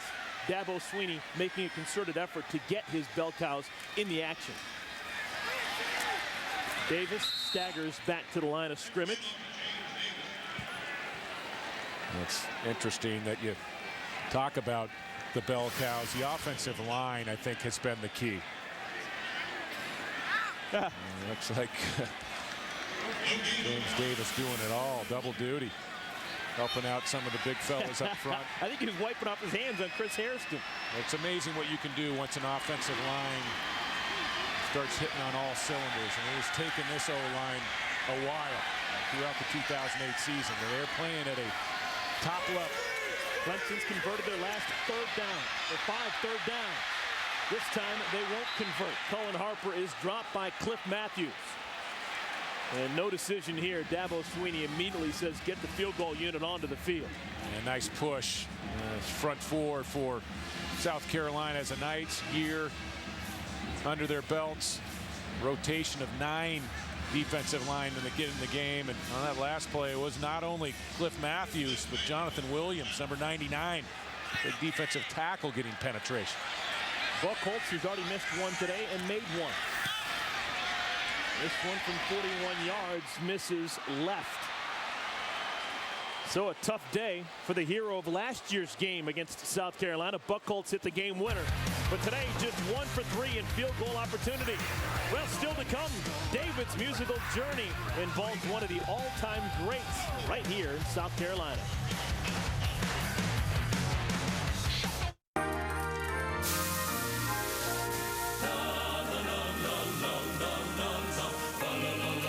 Seasonings greetings from your mates at Outback. Get a free $20 bonus card when you buy $100 in holiday gift cards. Bright lights, TV screen, feels like looking in a magazine. You think it's all for show, but this is just the only way I know. Rated T to M. Okay, Tommy. Beep. Hey, Nancy's phone. Nancy doesn't have AT&T, so no bars here. Yeah, we're not getting the call about how Freddy the fun-loving dinosaur's costume was damaged. Apparently, they're sending T-Rex. Yeah, we missed that call. Yay, memories. For the best coverage, switch to AT&T. More bars in more places. Buy a quick messaging phone and get one free after mail-in rebate. You girls have fun.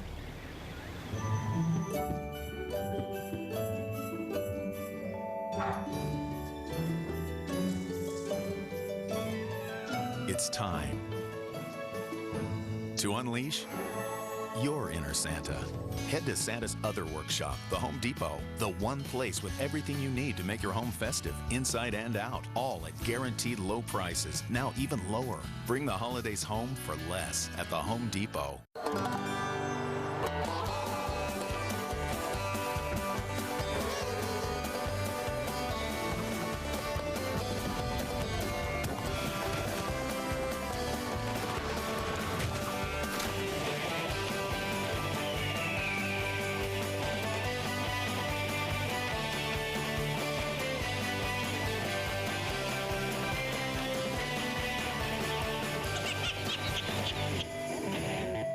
Some people go through life following Plan A.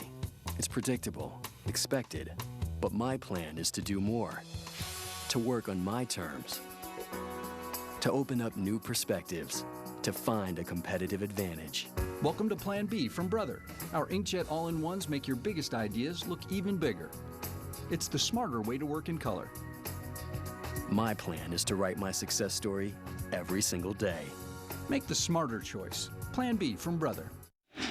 7:52 remaining in this one. Clemson trying to make it 2 in a row against South Carolina. Their rivals from 139 miles away. Clemson, for the most part, has owned this series between these two schools over the years. Brian Maddox with the carry on first down for the Gamecocks, a pickup of 9.